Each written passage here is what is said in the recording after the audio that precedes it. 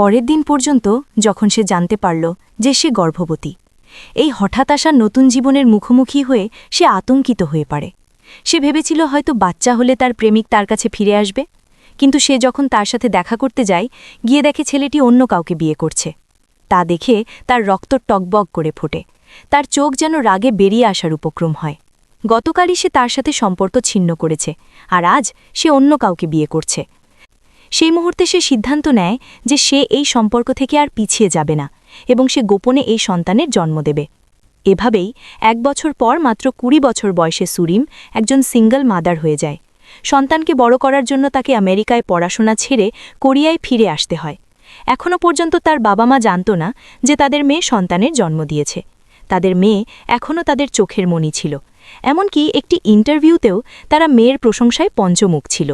ঠিক তখনই সুরিম তার 1 বছরের মেয়েকে নিয়ে কোরিয়াগামী ফ্লাইটে ছিল। কিন্তু একজন 20 বছর বয়সের জন্য ফ্লাইটে এত ছোট বাচ্চা সামলানো একেবারেই সহজ ছিল না। বাচ্চাটি ঘুম থেকে উঠে চিৎকার করতে শুরু করে। কান্নায় আশেপাশের যাত্রীরা বিরক্ত হতে থাকে। সুরিম ঘাবড়ে গিয়ে বাচ্চাকে শান্ত করার চেষ্টা করে। সে চেক করে বুঝতে পারে ডাইপার পাল্টানো দরকার। ঠিক তখনই ফ্লাইটে লাঞ্চ দেওয়া শুরু হয়। হঠাৎ এক গন্ধে তার পাশের মহিলার নাক কুঁচকে ফেলে। সুরিম অস্বস্তি বোধ করে। এরপর চশমা পরা এক বয়স্ক মহিলা বাচ্চাটিকে কোলে নেন যাতে সে ডাইপার খুলতে পারে, কিন্তু পাশের মহিলা বলে বাচ্চাকে বাথরুমে নিয়ে যেতে, কারণ গন্ধে সবার খাওয়ার রুচি নষ্ট হয়ে যাচ্ছে। তোমার কি মা হওয়ার কোনো যোগ্যতা আছে? তোমাদের মতো মানুষের জন্যই তো বিদেশে কোরিয়ানদের বদনাম হয়। কথা শুনে সুরিম রেগে আগুন হয়ে যায়, কিন্তু সে উত্তর দেওয়ার আগেই চশমা পরা মহিলাটি কথা বলে ওঠেন। তিনি বলেন এত ছোট বাচ্চা তার কষ্ট কিভাবে প্রকাশ করবে। কান্নাই তার একমাত্র উপায়। সে নিজে মা হলে এতটা কঠোর হতো না। চশমা পরা মহিলার কথা শুনে 2 মহিলার মধ্যে ঝগড়া শুরু হয়ে যায়। কেউই হার মানতে রাজি নয়। তর্ক এতদূর গড়ায় যে মনে হচ্ছিল তারা হাতাহাতিতে জড়িয়ে পড়বে। সুরিম ক্ষমা চেয়ে বাচ্চাটিকে কোলে নিয়ে বাথরুমের দিকে ছুটে যায়। এতে পরিস্থিতি কিছুটা শান্ত হয়। কিছুক্ষণ পর বাচ্চাটি খিদের জ্বালায় আবার কাঁদতে শুরু করে। বুকের দুধ ছিল না, তাই সুরিম একজন ফ্লাইট অ্যাটেন্ডেন্টের কাছে ফর্মুলা দুধ চায়। সৌভাগ্যক্রমে ফ্লাইটে ফ্রেশ দুধ পাওয়া যায়। বোতলটি দেখে সুরিম পরম স্বস্তি পায়। সে তাড়াহুড়ো করে তার সিটের দিকে ফিরছিল, কিন্তু ফ্লাইটে তখন টার্বিউলেন্স শুরু হয়। হঠাৎ বোতলটি তার হাত থেকে ফসকে গিয়ে সোজা একজন যাত্রীর প্যান্টের উপর পড়ে। লোকটি ভাবে কোনো অদ্ভুত মহিলা তাকে বিরক্ত করছে।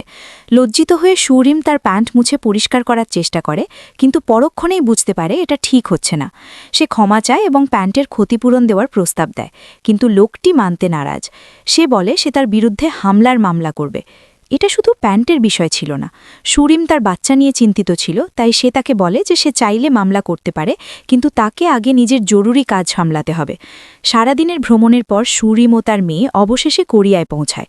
এবার সে এখানে একটি বড় কোম্পানির ডিজাইন প্রতিযোগিতায় তার পোর্টফোলিও নিয়ে অংশ নিতে এসেছে। কিন্তু এয়ারপোর্ট থেকে বের হওয়ার সময় সে আবারও বিপদে পড়ে।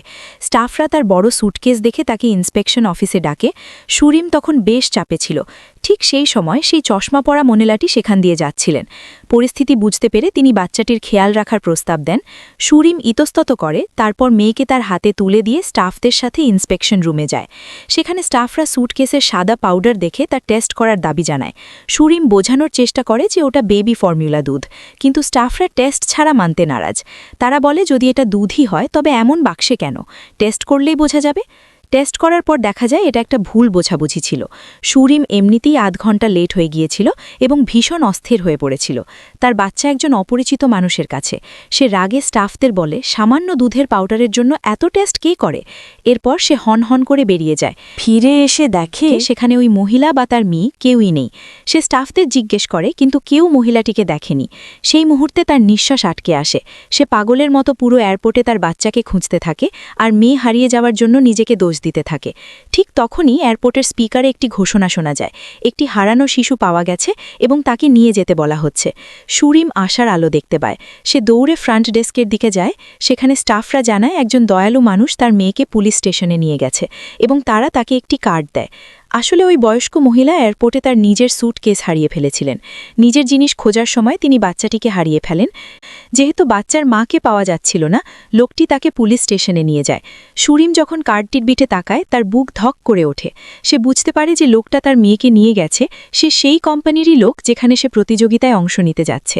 সুরিমের হৃৎপিণ্ড দ্রুত ধুকপুক করতে থাকে। কোম্পানি তাকে স্টুডেন্ট ভেবে নির্বাচিত করবে। যদি তারা জানতে পারে তার একটি সন্তান আছে তবে সে হয়তো ডিসকোয়ালিফাই হয়ে যাবে, কিন্তু মেয়ের খাতিরে সাহস জুগিয়ে তাকে পুলিশ স্টেশনে যেতেই হলো। পুলিশ স্টেশনে ডংজন সুরিমকে দেখেই চিনে ফেলে। বাচ্চার মা হলো সেই একই মহিলা যে ফ্লাইটে তার উপর দুধ ফেলেছিল এবং তার প্যান্ট স্পর্শ করেছিল। তাই সুরিমকে দেখে সে স্পষ্টতই অবাক হয়। মহিলাটি যখন বাচ্চাকে নিতে যায় সে তার পরিচয় নিয়ে প্রশ্ন তোলে। সুরিম জানত এই লোকটি তার হবু বস হতে পারে।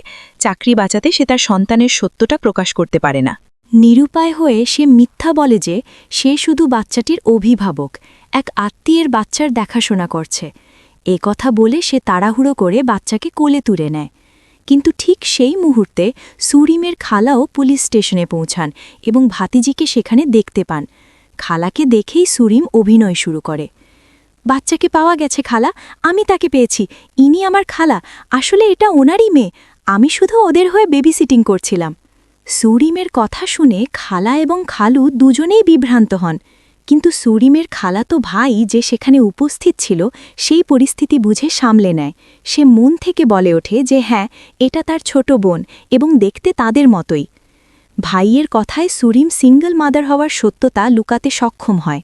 সে তার খালাকে বোঝায় যে সেই ফ্লাইটে ছোট বাচ্চাদের এসকর্ট করার মতো একটি পার্ট টাইম কাজ করছে। সে খালার কাছে মিনতি করে যেন সে তার বাবা মাকে না জানায় যে সে কোরিয়ায় ফিরে এসেছে। সন্দেহ এড়াতে সুরিম আরও কিছু কথা বলে দ্রুত সেখান থেকে চলে যায়। সে কাছেই একটি ছোট রুম ভাড়া নেয় এবং মেয়েকে নিয়ে সেখানে থাকতে শুরু করে। যেহেতু সে একটি বড় কোম্পানির ডিজাইন প্রতিযোগিতায় আবেদন করেছে, যদি সে নির্বাচিত হয় তাহলে তার এবং তার বাচ্চার ভবিষ্যৎ সুরক্ষিত হয়ে যাবে। এখন শুধু একটাই সমস্যা, বাচ্চার দেখাশোনা করার কেউ নেই। সুরিম এমনিতেই তার ইন্টারভিউ নিয়ে চিন্তিত ছিল। তখন তার ডিজাইন পোর্টফোলিওর কথা মনে পড়ে। মেয়েকে খোঁজার সময় সে এয়ারপোর্টের লাগেজ কার্টে ধাক্কা খেয়েছিল, আর তার পোর্টফোলিও সেখানেই রয়ে গেছে। তাই সুরিম আবার এয়ারপোর্টে যায়, কিন্তু তার প্যাকেটটি সেখানে ছিল না। সে ওই পোর্টফোলিওর ওপর তার সব আশা ভরসা করে রেখেছিল। সে এই ইন্টারভিউয়ের সুযোগ হারাতে পারে না, তাই সে শেষ মুহূর্তে হোলসেল মার্কেট থেকে কাঁচামাল কিনে তার পুরনো কাজ নতুন করে তৈরি করার সিদ্ধান্ত নেয়। দ্রুত কাজ শেষ করার জন্য সে মেয়েকে 2 দিনের জন্য খালার কাছে রেখে কোম্পানিতে দংজুনের কাছে সাহায্য চাইতে যায়, যাতে সে কাজ করার একটি জায়গা পায়। সর্বোপরি এই লোকটির কারণেই তার পোর্টফোলিও হারিয়েছে, কারণ সেই তার বাচ্চাকে তুলে নিয়েছিল। দংজুন আগেই জানতে পেরেছিল যে সুরিম ওই একই ফ্যাশন প্রতিযোগিতার একজন প্রতিযোগী, তাই তাকে সাহায্য চাইতে দেখে সে একটু অবাক হয়। কিন্তু ন্যায্যতার স্বার্থে দংজুন সুরিমের অনুরোধ প্রত্যাখ্যান করে। পোর্টফোলিও হারানোটা তার নিজের দোষ। সুরিম এই সুযোগ হারাতে পারে না। শুধু এই চাকরির জন্যই সে বাচ্চাকে নিয়ে এত দূর এসেছে। সেই মুহূর্তে সুরিন অহংকার ভুলে লোকটির কাছে একটা সুযোগের জন্য ভিক্ষা চায়। সে বলে এই প্রতিযোগিতার জন্য সে অনেক দিন ধরে প্রস্তুতি নিয়েছে এবং সে জিতলেই কেবল বাড়ি ফিরতে চায়। সে ফ্লাইটের ঘটনার জন্য ক্ষমা চায় এবং কাজ করার সুযোগের জন্য কার্যত অনুনয় করতে থাকে। আমার সত্যি এই চাকরিটা খুব দরকার, দয়া করে আমাকে একটা সুযোগ দিন, আমি আপনার কাছে হাত জোর করছি। নরম হয়ে দংজন সুরিমকে একটি পুরনো গোডাউনে নিয়ে যায় এবং সেখানে তাকে কাজ করার জায়গা দেয়। একটা জায়গা পেয়ে সুরিম দারুণ খুশি। যদিও বস তাকে প্রথমে পুরো গোডাউন পরিষ্কার করতে বলে, সে খুশি মনেই রাজি হয়ে যায়। এদিকে খালাকে তার নিজের ছেলেকে টিউশনে নামাতে হতো, তাই সে বাচ্চাকে তার বোন অর্থাৎ সুরিমের মায়ের বাড়িতে নিয়ে যায়, বলে যে এটা বন্ধুর বাচ্চা। বের হওয়ার সময় সে এই কথা বলে যায়। হঠাৎ এই ছোট্ট মেয়েটিকে দেখে সুরিমের মা সঙ্গে সঙ্গে মুগ্ধ হয়ে যান। সুরিমের মা বলেন, ও মাই, দেখো তো এই ছোট্ট মেয়েটিকে দেখতে কি অবিকল আমাদের সুরিমের ছোটবেলার মতো লাগছে না? সুরিম কি ছোটবেলায় এমন দেখতে ছিল? বোনের কথা শুনে খালার সন্দেহ হতে শুরু করে, এই বাচ্চাটা কি সত্যিই তার ভাতিজি, সুরিমের মেয়ে? খালার দুশ্চিন্তা বাড়তে থাকে, আর ঠিক তখনই বাচ্চার খবর নিতে সুরিম ফোন করে। খালা জানান যে বাচ্চা তার বাবা মায়ের কাছে আছে। এ কথা শুনে সুরিমের দম বন্ধ হয়ে আসার উপক্রম হয়। বোনকে সন্দেহের হাত থেকে বাঁচাতে খালা বাচ্চাকে ফিরিয়ে আনেন এবং একই সাথে সুরিমকে সত্যিটা স্বীকার করতে বলেন। সে সত্যিটা না বললে সে বাচ্চাকে তার বাবা মায়ের কাছেই রেখে আসবেন। সুরিম বুঝতে পারে সে আর লুকাতে পারবে না, তাই সে খালার কাছে আকুতি জানাতে শুরু করে যেন সে তার বাবা মাকে সত্যটা না জানায়। সে কথা দেয় যে একদিন সে নিজেই তাদের সব বলবে, শুধু এখন নয়। তাকে মাত্র একদিনের মধ্যে ডিজাইন করে নতুন পোশাক তৈরি করতে হতো। একটানা কাজ করতে করতে সে সারা রাত জেগে থাকে এবং প্রতিযোগিতার দিন ঘুমিয়ে পড়ে। দংজুন যখন তাকে খুঁজতে আসে সে তাকে জাগিয়ে দেয়। তখনই সুরিম বুঝতে পারে ফ্যাশন শো শুরু হতে আর মাত্র 7 মিনিট বাকি। দংজুন তার কাজের প্রতি মনোভাব দেখে বিরক্ত হয়, কিন্তু সুরিম হঠাৎ দংজুনকে মডেল হিসাবে ব্যবহার করার কথা ভাবে। সে লোকটির শার্ট খোলার চেষ্টা করে, বলে যে তার উচ্চতা একেবারে পারফেক্ট। দংজুন এতে একেবারেই রাজি ছিল না। যখন সে তাকে জোর করে ধাক্কা দিয়ে সরিয়ে দেয়, মেয়েটি ডিসাইড করে যে সে নিজেই পোশাক পরে স্টেজে হাঁটবে। তখনই সুরিম নিজের ওপরের জামা খুলতে শুরু করে। এতে দংজুন তাকে থামায় এবং তাকে পোশাক পরতে বলে। সে যদি মডেল না পায় তবে সে নিজেই তার জায়গায় স্টেজে যাবে। ডংজুন বলে, আমাকে পরে দেখতে দাও। সত্যি? ধন্যবাদ, কিন্তু জলদি করো, ঘুরে দাঁড়াও, কিন্তু আমি দেখতে চাই তোমাকে কেমন লাগছে। তুমি দেখতে চাও? এভাবেই সুরিমের নির্দেশনায় ডংজুন রানওয়ে মডেল হয়ে ওঠে। স্টেজে তার আত্মবিশ্বাস খুবই আকর্ষণীয় ছিল এবং সবাই সুরিমের ডিজাইনের প্রশংসা করে। এরপরই সুরিম প্রতিযোগিতায় প্রথম স্থান অধিকার করে। কিন্তু কোম্পানির প্রেসিডেন্ট যখন বিজয়ীকে ডাকেন, কেউ সামনে আসে না। প্রেসিডেন্ট স্টাফদের বিজয়ীকে খুঁজে বের করতে বলেন, কিন্তু পুরো অফিস তন্নতন্ন করে খোঁজার পরও সুরিমকে কোথাও পাওয়া যায় না। ডংজুন প্রচণ্ড রেগে যায়। সেই মেয়েটিকে এতটা সাহায্য করল আর সে এভাবেই তাকে ধোঁকা দিল। আসলে সুরিম বিনা কারণে গায়েব হয়নি। সে হঠাৎ জানতে পেরেছিল তার মেয়ে অসুস্থ। নিরুপায় হয়ে সে হাসপাতালে ছুটে যায়। সেখানে তার খালা জানান যে বাচ্চাটি কিছু খেলনা বল গিলে ফেলেছিল এবং ডাক্তারকে স্টামাক পাম্পিং মানে পেট পরিষ্কার করতে হয়েছে। এ কথা শুনেই সুরিম খালাকে দোষ দিতে থাকে। এত ছোট বাচ্চা কিভাবে ও সব খেলে? আতঙ্কে সে খালাকে বকাঝাকা করে। এতে কষ্ট পেয়ে খালা সেখান থেকে চলে যান। এখন সুরিমের বাচ্চাকে দেখার মতো কেউ রইল না।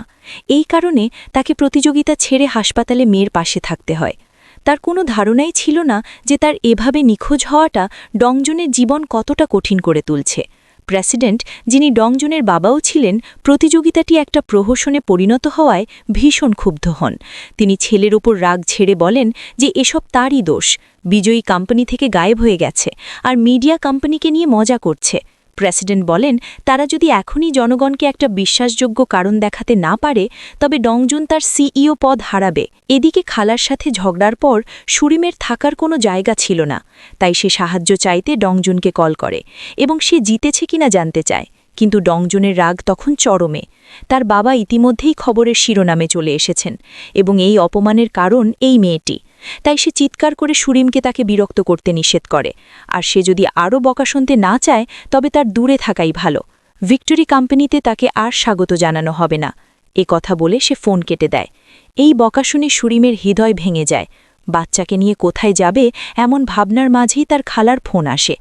গতকাল রাগ করলেও সারা রাত ভেবে খালার ভাবিজির জন্য খারাপ লাগে। তিনি ভাবেন যেহেতু সুরিমকে কাজ করতে হবে, তার উচিত বাচ্চাকে তার কাছে দিয়ে যাওয়া, কারণ খালা জানতেন সুরিমের কোনো সাপোর্ট নেই এবং বাবা মায়ের কাছে যাওয়াও কঠিন। এদিকে ভিক্টোরি কোম্পানির প্রেসিডেন্ট জানতে পারেন যে প্রথম পুরস্কার বিজয়ী হান সুরিম আসলে একজন উচ্চপদস্থ সরকারি কর্মকর্তার মেয়ে। এমন পরিবারের সাথে সম্পর্ক রাখা কোম্পানির জন্য লাভজনক হবে। তাকে চাকরিচ্যুত করাটা ভুল সিদ্ধান্ত হবে। আগের দিনের ভুলের জন্য অপরাধবোধে ভুগে সুরিম ডংজুনের কাছে ক্ষমা চাইতে কোম্পানিতে আসে, কিন্তু তাকে দেখেই ডংজুনের রাগ আবার জ্বলে ওঠে। সে তাকে বকতে যাবে, ঠিক তখনই তার বাবা তাদের দেখে ফেলেন এবং হঠাৎ খুব হাসি মুখে সুরিমকে স্বাগত জানান। তিনি শুধু তার সাথে হাত মেলাননি, তাকে অফিসে ডেকে ইন্টারন্যাশনাল ফ্যাশন প্রজেক্টের নতুন টিম লিডার পদও দিয়ে দেন। দূর থেকে এসব শুনে ডংজুনের প্রায় অজ্ঞান হওয়ার জোগাড়। Team leader? একেবারেই না। প্রেসিডেন্ট সুরিমের দিকে ইশারা করে বলেন, হ্যালো বলো, ইনি হান সুরিম, আমাদের ইন্টারন্যাশনাল ফ্যাশন প্রজেক্টের নতুন টিম লিডার। তুমি ওকে তোমার টিমে রাখবে। ডংজুন বুঝতে পারছিল না কেন তার বাবা এমন অদায়িত্বজ্ঞান মানুষকে এত বড় পদ দিচ্ছেন। প্রেসিডেন্ট বলেন যে হান সুরিম কোম্পানির জন্য প্রয়োজনীয় একজন প্রতিভা। সে আগে যত ভুলই করুক না কেন, ডংজুনের কষ্ট আরও বেড়ে যায় যখন তার বাবা তাকে নতুন টিম লিডারকে সহযোগিতা করতে বলেন, আর তা না পারলে তাকে কোম্পানি থেকে বের করে দেওয়া হবে। এখন থেকে সে তোমার টিমে কাজ করবে, তার সাথে ভালো ব্যবহার করবে। ঠিক আছে, বুঝতে পেরেছি। কিন্তু ঠিক পরের দিনই বড় বিপদ ঘনিয়ে আসে। খালা উচ্চ সুদের ঋণে গভীরভাবে ডুবেছিলেন এবং একদল গুন্ডা টাকা চাইতে তার বাড়িতে হাজির হয়। খালা যখন কল পান, তিনি ছেলেকে নিয়ে পেছনের দরজা দিয়ে পালানোর চেষ্টা করেন। বের হওয়ার পথে হঠাৎ তার মনে পড়ে তিনি বাচ্চাটিকে নিতে ভুলে গেছেন। এখন তিনি সত্যিকারের বিপদে পড়লেন। সুদখোর গুন্ডারা নিচে দাঁড়িয়েছিল, আর খালার এতটা সাহস ছিল না যে ফিরে গিয়ে বাচ্চাকে নিয়ে আসেন। নিরুপায় হয়ে তিনি ভাতিজি সু রিমকে সব খুলে বলেন এবং তাকে দ্রুত ফিরে গিয়ে তার মেয়েকে বাঁচাতে মিনতি করেন। মেসেজ পেয়ে সু রিম পাগল প্রায় হয়ে ওঠে। সে মিটিংয়ের মাঝপথেই ছুটে বেরিয়ে যায়, যা দেখে তার বস দংজুন অবাক হয়ে থাকে। কিন্তু সু রিম বাড়িতে পৌঁছলে দেখে তার মেয়ে সেখানে নেই। সেভাবে গুন্ডারা তাকে নিয়ে গেছে। সে বাড়িওয়ালার কাছে জিজ্ঞেস করে জানতে পারে একজন আন্টি বাচ্চাকে নিয়ে গেছে। সুরিম জিজ্ঞেস করে আন্টি কে ছিল। বাড়িওয়ালা জানায় সে সম্ভবত বাড়ির কর্ত্রীর বড় বোন। এ কথা শুনে সুরিম বুঝতে পারে তিনি তার মায়ের কথা বলছেন। আসলে সুরিমের মা ওই দিন খালার সাথে দেখা করতে এসেছিলেন। দরজা খোলা দেখে তিনি ভেতরে যান এবং দেখেন সেখানে শুধু একটা ছোট্ট বাচ্চা। বাচ্চাকে একা রেখে যেতে ভয় পেয়ে মা তাকে নিজের বাড়িতে নিয়ে যান। তিনি ভেবেছিলেন এটি তার বোনের বান্ধবীর বাচ্চা। তিনি সাথে সাথে খালাকে কল করেন। সুরিম খালাকে বলে কোনো একটা বাহানা করে মাকে বোঝাতে যাতে সে বাচ্চাকে ফেরত পেতে পারে। কিন্তু খালা চাইছিলেন সুরিম যেন সত্যিটা স্বীকার করে, তার বাবা মাকে সব বলে দেয়, কারণ এই গোপন কথা আজ হোক বা কাল প্রকাশ পাবেই। আর এখন খালা এবং খালু ঋণদাতাদের ভয়ে পালিয়ে বেড়াচ্ছেন। কার্যত তারা গৃহহীন। তারা আর বাচ্চার যত্ন নিতে পারবেন না। কোনো ভালো বাহানা মাথায় না আসায় খালা তার নিজের স্বামী অর্থাৎ খালুকে একজন বিশ্বাসঘাতক হিসেবে ফাঁসানোর কথা ভাবেন। পরিকল্পনা ছিল এমন ভান করা যেন সুরিমের মেয়েটি খালুর অবৈধ সন্তান, তার গোপন প্রেমের ফসল। তাহলে হয়তো সুরিমের মা বাচ্চার দেখাশোনা করতে রাজি হবেন। এই কথা শুনে খালু প্রচণ্ড রেগে যান, কিন্তু বাচ্চার খাতিরে তিনি চুপ থাকেন। এদিকে মায়ের সন্দেহ এড়াতে সুরিম এমন ভান করে যেন সে সদ্য আমেরিকা থেকে স্যুটকেস হাতে ফিরে এসেছে। তার পরিবার এই সারপ্রাইজে ভীষণ আনন্দিত হয় এবং সেদিন রাতে তার জন্য ওয়েলকাম ডিনারের আয়োজন করে।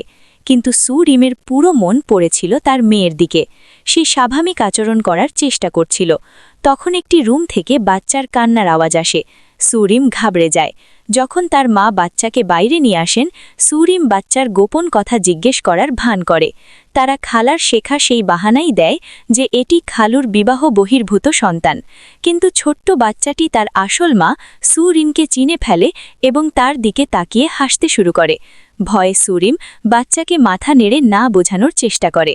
তবুও তার ছোট ভাই শুনে ফেলে যে বাচ্চাটি সুরিমকে মা বলে ডাকছে।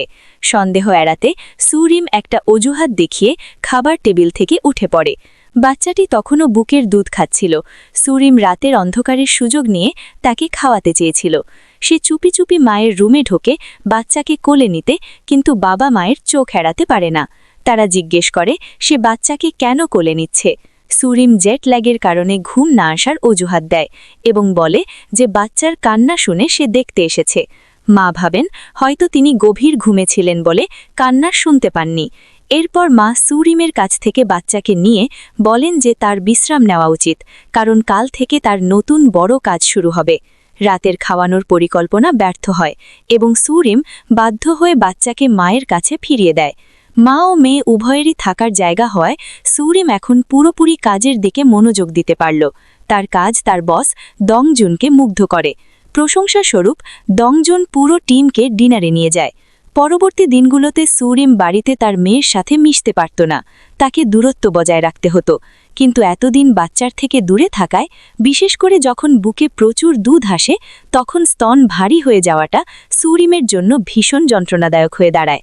তাই সে কাঁদতে কাঁদতে খালাকে জিজ্ঞেস করে কবে তিনি ফিরে আসবেন, যাতে সে তার মেয়েকে ফেরত নিতে পারে। খালা বলেন এতে সময় লাগবে এবং বাচ্চাকে বুকের দুধ ছাড়ানোই ভালো।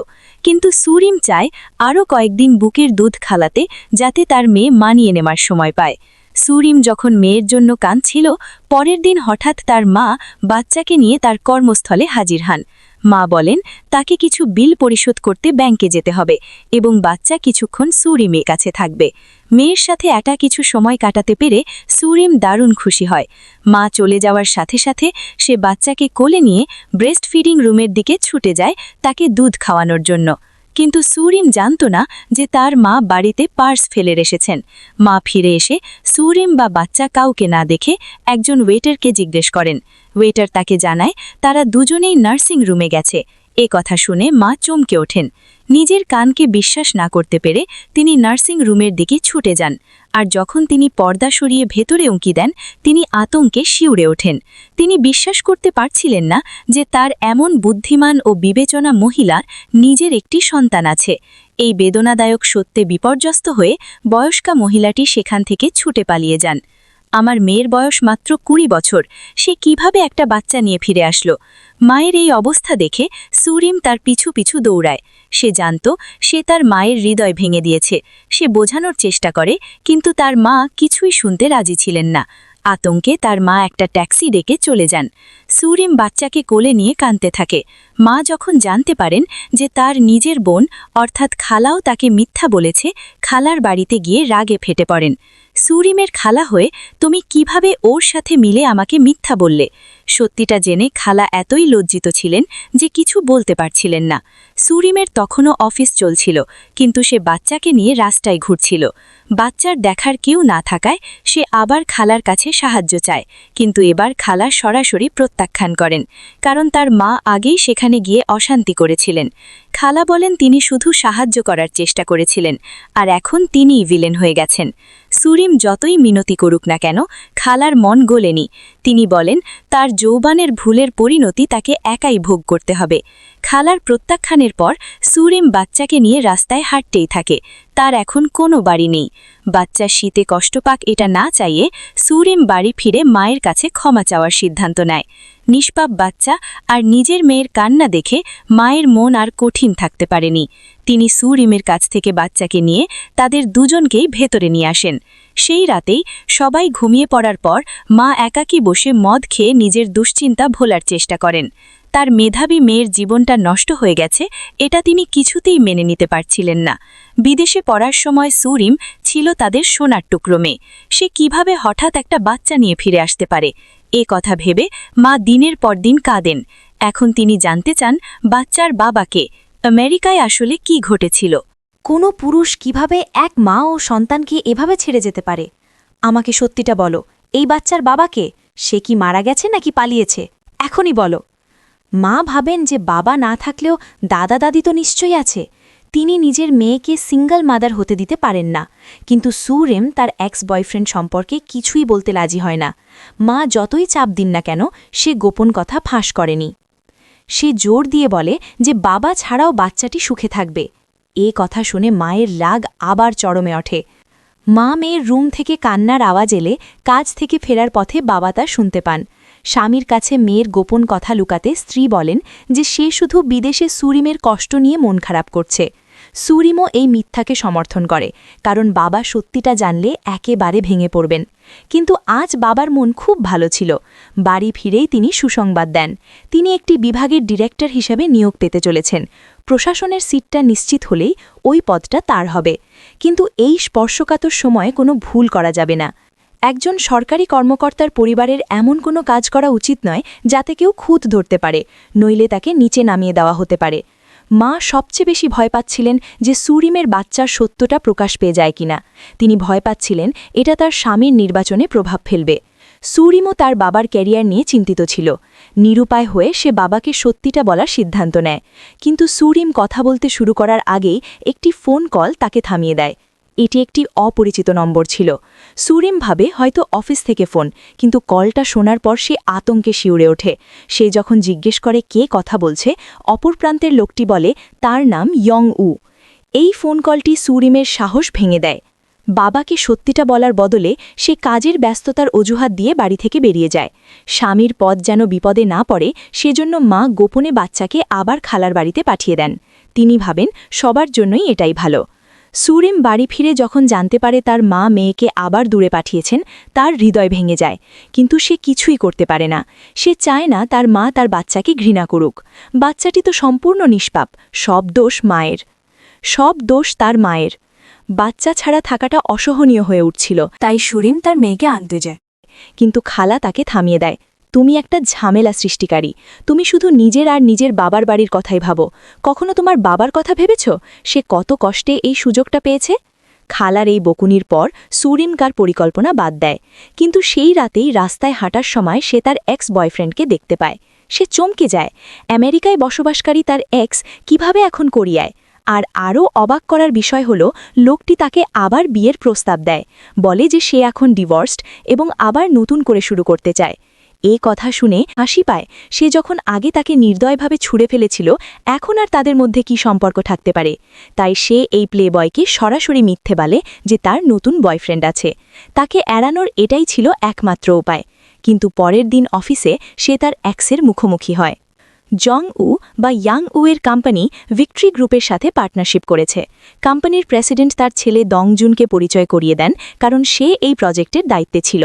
সুরেম প্রমোশন পেয়েছে, তাই দংজুন তাকে সাথে নিয়ে ঘুরছিল।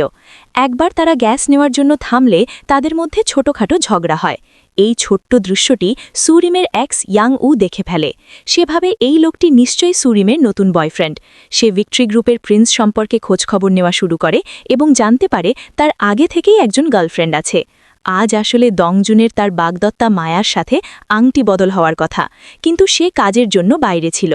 মায়া চিন্তিত ছিল, কারণ এই এনগেজমেন্ট দুই পরিবারের সম্মতিতে ঠিক হয়েছিল। দংজুন এবং সুরিম প্রতিযোগী কোম্পানির নতুন ডিজাইন সম্পর্কে তথ্য সংগ্রহ করার চেষ্টা করছিল। তারা গোপনে একটি ট্রাকের পেছনের বগি খুলে ভেতরে ঢুকে ছবি তোলে। হঠাৎ শব্দ শুনে দুজনেই ভেতরে লুকিয়ে পড়ে। ড্রাইভার ভেতরে না দেখেই দরজা বন্ধ করে দেয়। এখন তারা আটকে গেছে। অন্ধকারে দংজুন স্বীকার করে যে তার ক্লস্ট্রোফোবিয়া আছে। ট্রাকের হঠাৎ এক মোড় নেওয়ায় তারা একে অপরের উপর ছিটকে পড়ে এবং ভুলবশত তাদের ঠোঁট মিলে যায়। মুহূর্তটি দংজনের জন্য অস্বস্তিকর হলেও সুরিম একে নিছক দুর্ঘটনা হিসেবেই নেয়। দংজন খিদের চোটে খিটখিটে হয়ে উঠছিল, তাই সুরিম তাকে এনার্জি দেওয়ার জন্য একটা ক্যান্ডি দেয়। সে প্রথমে না করলেও পরে তা নিয়ে নেয়। তাকে প্রথমবারের মতো এতটা কিউট দেখতে সুরিম না হেসে পারে না। 3 ঘন্টা পর তারা কোনো মতে বের হতে সক্ষম হয়। ওই দিনের পর দংজুন যখনই সুরিমকে দেখত, তার ওই কিসের কথা মনে পড়ে যেত। বিশেষ করে সে যখন কাছে আসত, তখন অদ্ভুত সব চিন্তা তার মাথায় ঘুরপাক খেত। একবার যখন সে তার জামা থেকে একটা লাল সুতো সরিয়ে দিচ্ছিল, তখনও এমনটা হয়। দংজন তার এনগেজমেন্ট অনুষ্ঠানে উপস্থিত না হওয়ায় তার বাবা তাকে বকা দেন। তিনি মায়াকে অফিসে ডেকে দংজনকে কারণ ব্যাখ্যা করতে বলেন। দংজন কাজের অজুহাত দেখায় এবং নতুন তারিখ দেওয়ার প্রতিশ্রুতি দেয়।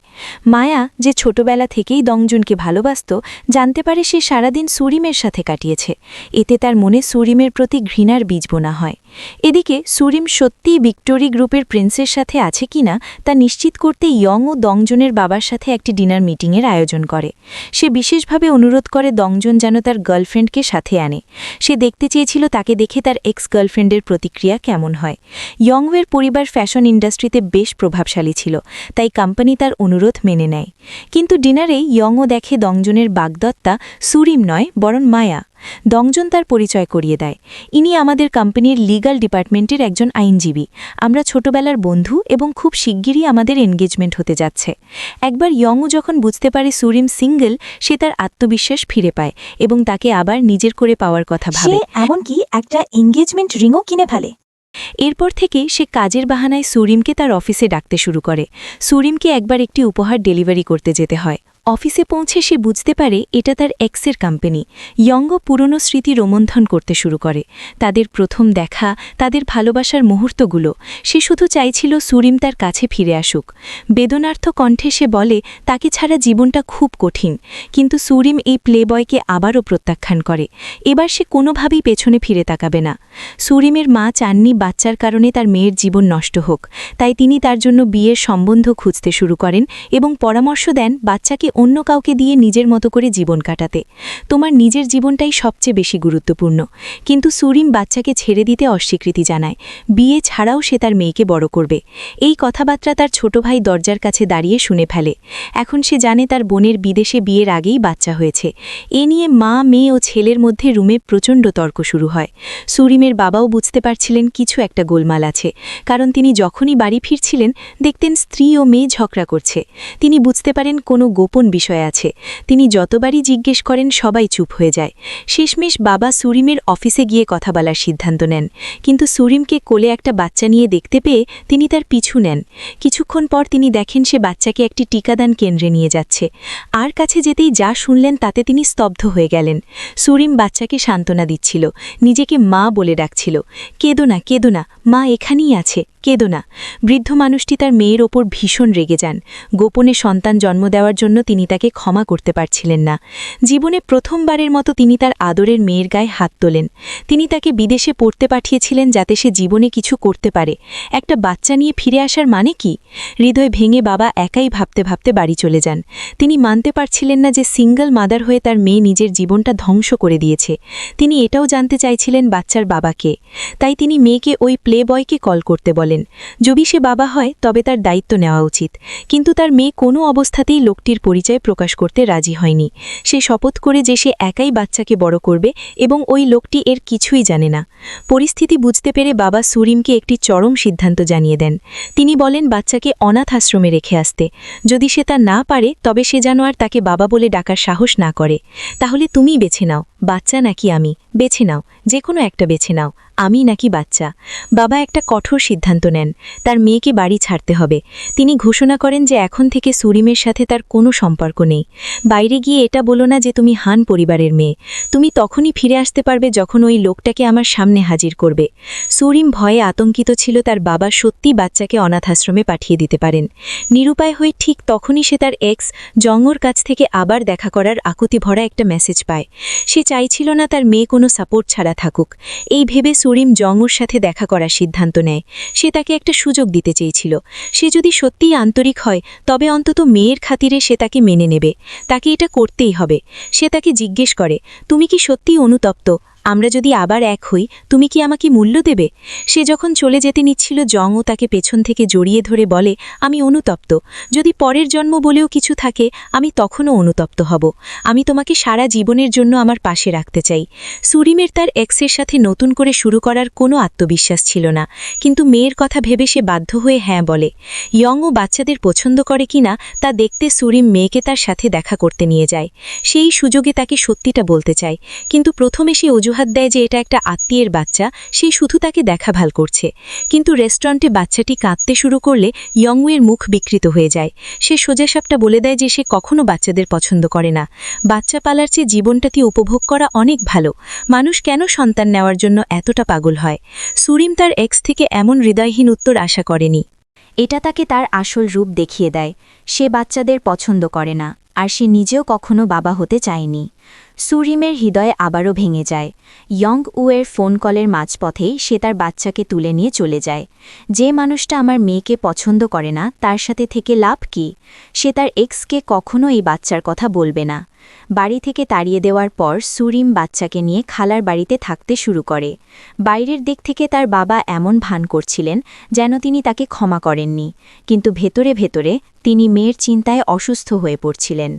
তার মনে সুরিম এখনও সেই ছোট্ট মেয়েটি। সে নিজে কিভাবে একটা বাচ্চার দেখাশোনা করবে? তিনি এর পুরো দোষ তার স্ত্রীকে দেন। বলেন যে তিনি মেয়েকে ঠিক মতো মানুষ করেননি। তার স্ত্রী এই অন্যায্য অভিযোগ মেনে নিতে পারেননি। আমাদের মেয়ে বিদেশে ছিল, আমার কি করার ছিল? এই বিষয়টি নিয়ে স্বামী স্ত্রীর মধ্যে প্রচণ্ড ঝগড়া হয়। বাবা তার কথায় বিষ ছড়াচ্ছিলেন, কিন্তু অন্তরে তিনি মেয়ের জন্য কষ্ট পাচ্ছিলেন। তিনি এমনকি গোপনে খালার বাড়িতে সুরিমকে দেখতে যেতেন। তিনি জানতেন তার মেয়ে এখন বাচ্চার দেখাশোনা করার পাশাপাশি কাজও করছে। যে মেয়েকে তিনি এত আদরে বড় করেছেন সে এত কষ্ট কিভাবে সহ্য করবে? তাই বাড়ি ফিরেই বাবা অনলাইনে কোরিয়ার অনাথ আশ্রমগুলো খুঁজতে শুরু করেন।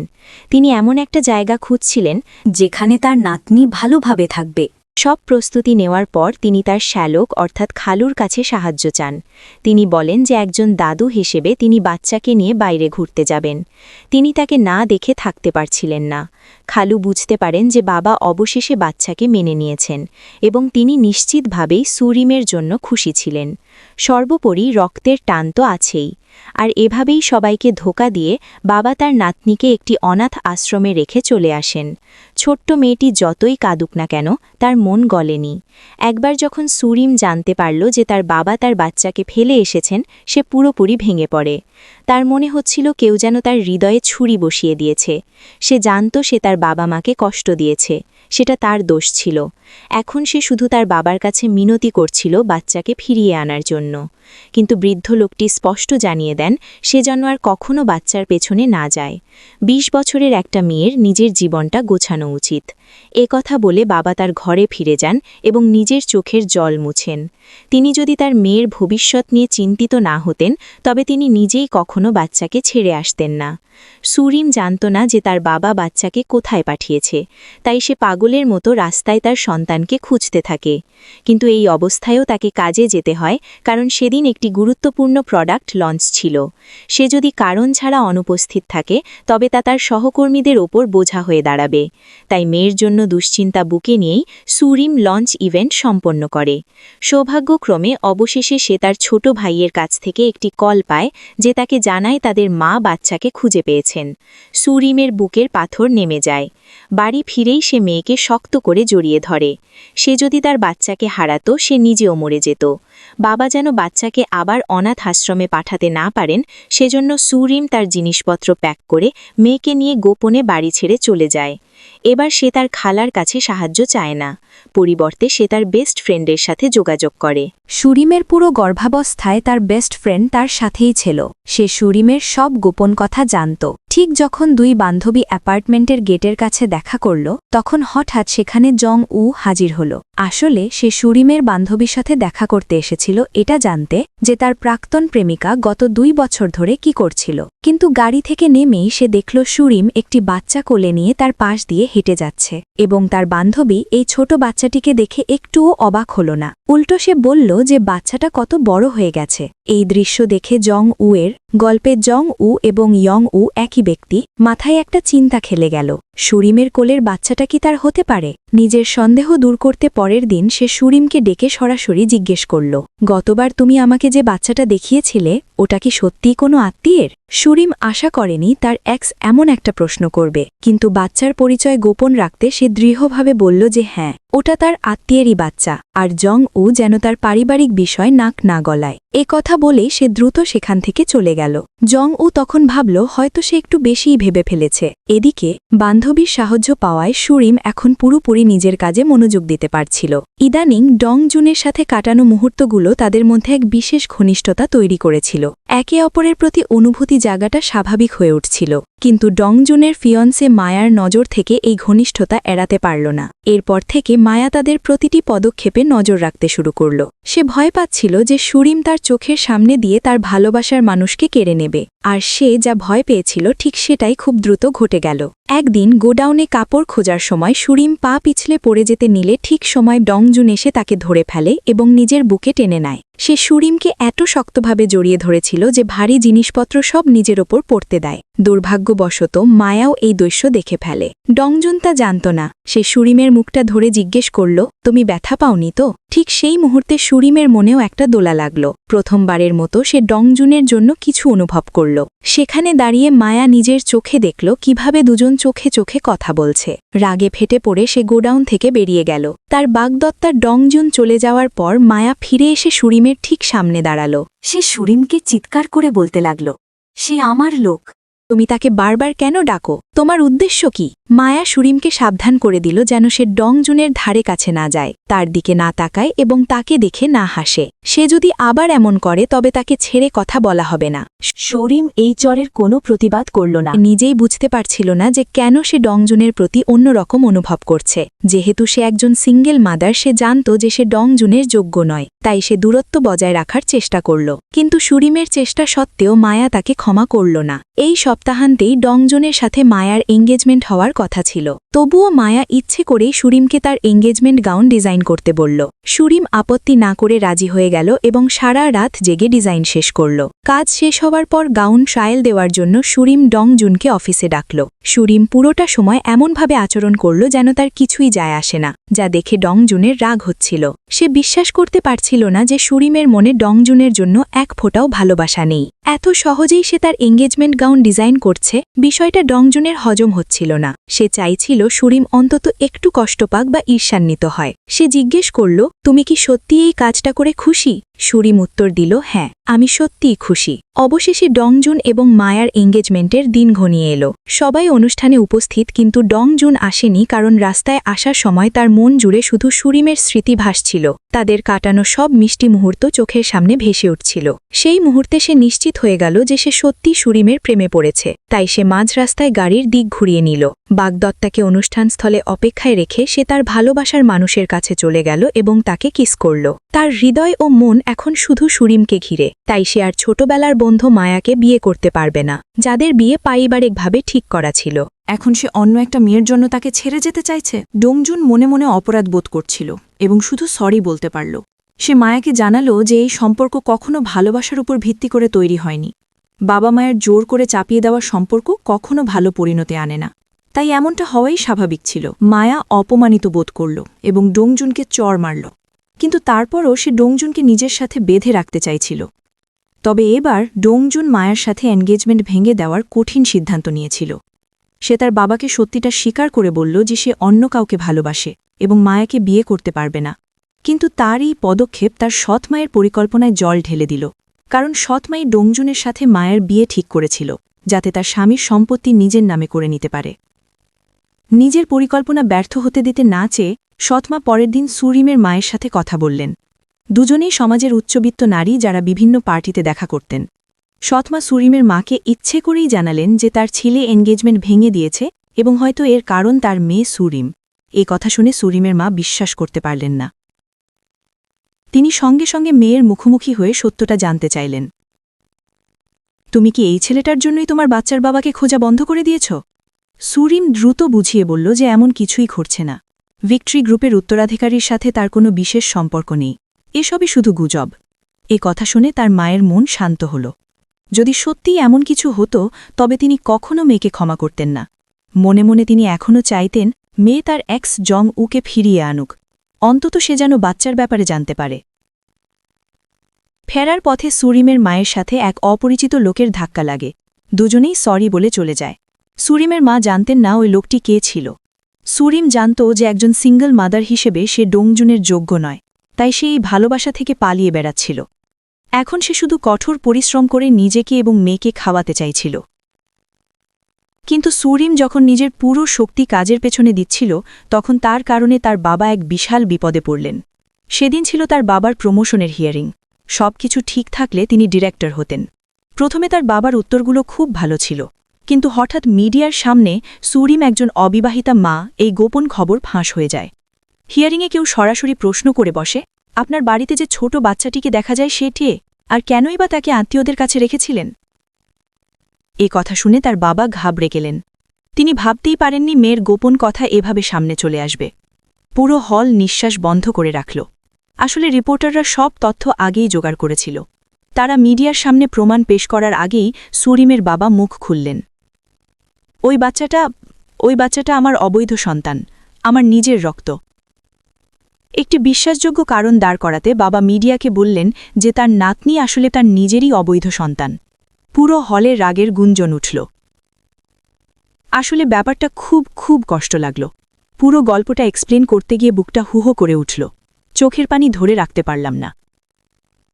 আসলে বাবা মা সবসময় এমনিই হয়। বৃদ্ধ মানুষটি শুধু নিজের মেয়ের সম্মান বাঁচাতেই এমনটা করলেন। অন্তত সুরিমের বিষয়টা গোপন থাকবে। মেয়ের ভুলের দায়ভার বাবা নিজের কাঁধে নিলেন। তার ডিরেক্টর হওয়ার সুযোগ হাতছাড়া হয়ে গেল, কারণ তার ভাবমূর্তি নষ্ট হয়ে গিয়েছিল। ফোনে এই মর্মান্তিক খবর দেখে সুরিমের হৃদয় ভেঙে গেল। শেষ পর্যন্ত তার ভুলের মাসুল গুনতে হল বাবা মাকে। এই ঘটনার পর তার বাবা পুরোপুরি নিখোঁজ হয়ে গেলেন। সুরিম বাড়ি পৌঁছতেই তার মা তাকে বকাঝকা শুরু করলেন। তোর বোকামির জন্য তোর বাবার ক্যারিয়ার ধ্বংস হয়ে গেল। তুই জানিস এই পজিশনের জন্য সে কতটা পরিশ্রম করেছিল? সে সব সময় সাবধানে চলত, কখনো কারো থেকে কিছু নেয়নি। আর আজ তোর জন্য সব শেষ হয়ে গেল। এসব তোর দোষ। আমায় মাফ করে দাও মা, প্লিজ মাফ করে দাও। তোর ওই ছাই পাশ সরি আমি শুনতে চাই না। বেরিয়ে যায় এখান থেকে। আমি তোর মুখও দেখতে চাই না। এদিকে ডংজুনের বাবা সুরিমকে চাকরি দিয়েছিলেন কারণ তার বাবা একজন উচ্চপদস্থ কর্মকর্তা ছিলেন। তিনি সম্পর্ক তৈরি করতে চেয়েছিলেন। এখন যখন তিনি দেখলেন সুরিমের বাবার পতন হয়েছে, তখন সুরিমের আর কোনো প্রয়োজন রইল না তার কাছে। ওই দিনই প্রেসিডেন্ট তার ছেলেকে বললেন সুরিমকে বরখাস্ত করতে। যে জিনিস আর কাজে লাগবে না তাকে রেখে লাভ কি? কিন্তু ডংজুন বলল যে সুরিম নিজের যোগ্যতায় টিম লিডার হয়েছে, বাবা মায়ের কারণে তাকে চাকরিচ্যুত করা ঠিক নয়। শুরু থেকেই তার কোনো সুপারিশের প্রয়োজন ছিল না, কিন্তু ডংজুনের বাবা তার সিদ্ধান্ত বদলালেন না। যদি তাকে বরখাস্ত নাই করিস, তবে তাকে সবচেয়ে কঠিন ও ক্লান্তিকর ডিপার্টমেন্টে পাঠিয়ে দে। আমাকে বোকামি শেখাস না, যা বলছি তাই কর। বাবার এই অসম্মান সুরিম সহ্য করতে পারছিল না। খবরে বাবার সম্পর্কে বলা জঘন্য কথাগুলো পড়ে তার বুক ফেটে যাচ্ছিল এবং সে নিজেকে দোষারোপ করছিল। সেই মুহূর্তেই সে সিদ্ধান্ত নিল যে সে সবাইকে সত্যিটা জানিয়ে দেবে, কিন্তু তার আগে বাচ্চার বাবাকে এক্সকে সত্যিটা জানাতে হবে। দুর্ভাগ্যবশত তার এক্স ব্যবসার কাজে দেশের বাইরে ছিল। সুরিম তার ফেরার জন্য অপেক্ষা করার সিদ্ধান্ত নিল। পরের দিন সুরিম অফিসে পৌঁছতেই রিপোর্টাররা তাকে ঘিরে ধরল এবং তার বাবা মায়ের স্ক্যান্ডেল নিয়ে প্রশ্ন করতে লাগল। ডংজুন সুরিমকে রিপোর্টারদের ঘেরাটোপে দেখে এগিয়ে এলো এবং তাকে অফিসের পেছনের আঙিনায় লুকিয়ে রাখল। বাবার অবৈধ সন্তানের কথা শুনে ডংজুনও এখন কৌতূহলী। সুরিমের জন্য সত্যিই কষ্ট অনুভব করায় সে তাকে সান্ত্বনা দেওয়ার জন্য জড়িয়ে ধরল। কোথাও থেকে হঠাৎ একটা বোন চলে এলো, একটা মেয়ের কতটা কষ্ট হয়, তাই না? সুরিম জানত সবাই তার বাবাকে ভুল বুঝেছে। এবার সে ডংজুনকে সত্যিটা বলার দৃঢ় সিদ্ধান্ত নিল। না, বিষয়টা তা নয়। ওই বাচ্চাটা আমার বাবার নয়, ওই বাচ্চাটা আমার নিজের মেয়ে। সত্যিটা শোনার পর ডংজুনের এই বাস্তবতা হজম করতে কিছুটা সময় লাগল। একই সাথে তার মনে পড়ল কিভাবে সুরিম গত কয়েকদিন ধরে ওই বাচ্চাটিকে আদরে ভরিয়ে রাখত।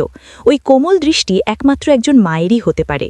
সেই মুহূর্তে ডংজন বুঝতে পারল সে একজন সিঙ্গল মাদারের প্রেমে পড়েছে। যে মেয়েটিকে সে ভালোবাসে সে যে একজন মা, এই সত্যিটা সে মেনে নিতে পারছিল না। সেদিন রাতেই ডংজন বারে গিয়ে প্রচুর মদ খেল। অফিসে সুরিমকে দেখে তার আগের সেই আত্মবিশ্বাস আর ছিল না। আগের মতো সাহসের সাথে সে কথা বলতে পারছিল না। সুরিম মন থেকে অনুতপ্ত ছিল যে সে কেন ডংজনকে আগে সত্যিটা জানায়নি। এটা লুকিয়ে রাখা উচিত হয়নি। এটা পুরোটাই আমার দোষ। একমাত্র আমিই প্রেমে পড়েছিলাম। যেহেতু ভালোবাসাটা শুধু আমার তরফ থেকেই ছিল, তাই তোমার ক্ষমা চাওয়ার কোনো প্রয়োজন নেই। জং ও এক্স প্রেমিক বিজনেস ট্রিপ থেকে ফিরতেই সে তার এক্স গার্লফ্রেন্ডের সাথে দেখা করল। সে ভেবেছিল মেয়েটি হয়তো তার সাথে আবার সম্পর্ক জোড়া লাগাতে এসেছে, কিন্তু এসে জানতে পারল তার নিজের একটি সন্তান আছে। ব্রেকআপের পর সুরিন জানতে পেরেছিল যে সে গর্ভবতী। এই কথা শুনে জংউয়ের মুখের অবস্থা দেখার মতো ছিল। সে জানতে পারল যে পুরো 2 বছর আগে সে বাবা হয়েছে। হতবাক ও বিভ্রান্ত জংউ এই তথ্যটা হজম করার জন্য কিছুটা সময় চাইল। সুরিম বাচ্চার বাবাকে সব জানিয়েছিল আর এবার মিডিয়াকে সত্যিটা বলার প্রস্তুতি নিচ্ছিল। সে তার বাবাকে অনুরোধ করল যেন তিনি তার ভুলের শাস্তি নিজের ঘাড়ে না নেন। কাল সে প্রেস কনফারেন্স করে সবাইকে সব বলে দেবে, কিন্তু তার বাবা তাকে বাধা দিলেন।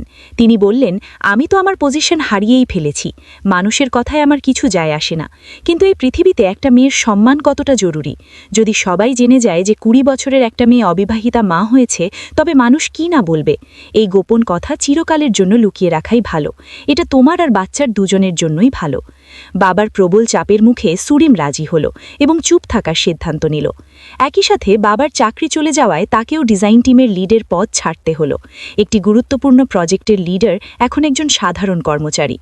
সুরিম চাকরিটা পেয়েছিল তার বাবার সুপারিশেই। বস তাকে খুশি করতে ভালো পজিশন দিয়েছিলেন। এখন বাবার কোনো ক্ষমতা নেই, তাই সেও মূল্যহীন। তাকে সরাসরি বরখাস্ত না করে সবচেয়ে কঠিন ও ক্লান্তিকর কাজ দেওয়া হলো, যাতে অতিরিক্ত কাজের চাপে এসে নিজেই পদত্যাগ করে। আর হলোও ঠিক তাই।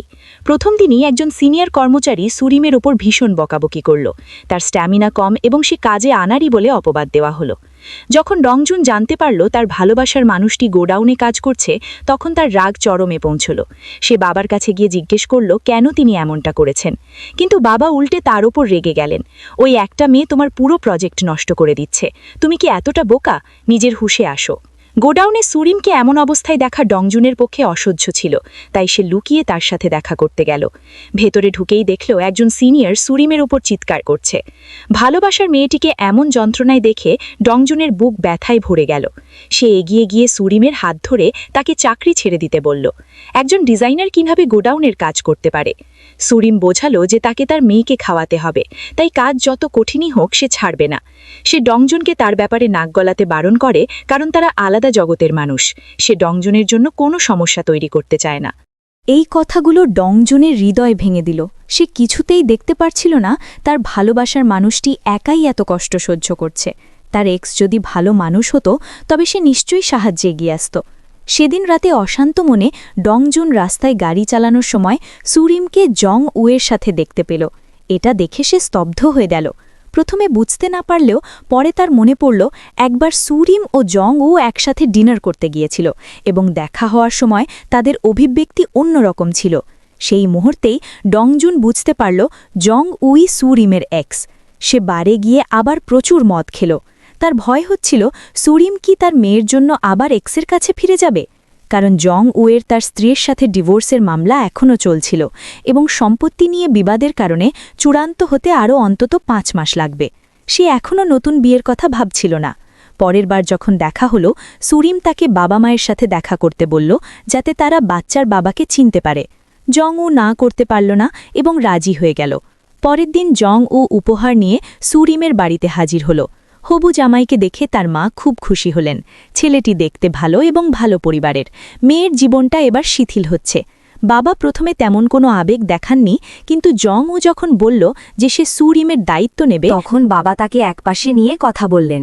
তিনি একটা শক্ত প্রতিশ্রুতি চাইলেন যে জং ও মা ও মেয়ে দুজনেরই খেয়াল রাখবে এবং সুরিমকে সুখে রাখবে। জং উ, যার আইনগতভাবে এখনও ডিভোর্স হয়নি, একটু ঘাবড়ে গেলেও সুরিমের বাবাকে কথা দিল। এই সাক্ষাৎ সুরিমের বাবা মাকে খুশি করল। তারা ভাবলেন মেয়ে সুরক্ষিত হাতেই আছে। এখন শুধু একটাই চিন্তা, কোম্পানিতে সুরিমের অবস্থান। প্রেস কনফারেন্সের পর সবাই জেনে গেছে তার চাকরিটা বাবার সুপারিশে পাওয়া। বস কি এখন তার সাথে অন্যরকম আচরণ করবে? সুরিম মিথ্যে বলল যে সবকিছু ঠিক আছে এবং সে এখনও টিম লিডার হিসাবে কাজ করছে। বাবা মা আশ্বস্ত হলেন। তারা জানতেন না যে তাদের মেয়েকে গোডাউনের সবচেয়ে কঠিন কাজ দেওয়া হয়েছে, যেখানে সারাক্ষণ সবাইকে সাহায্য করতে হয়।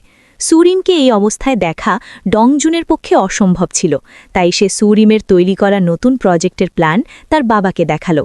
সে বলল কোম্পানির জন্য এই প্রজেক্ট খুব গুরুত্বপূর্ণ এবং সুরিমকে ডিজাইন টিমে ফিরিয়ে আনা অত্যন্ত জরুরি।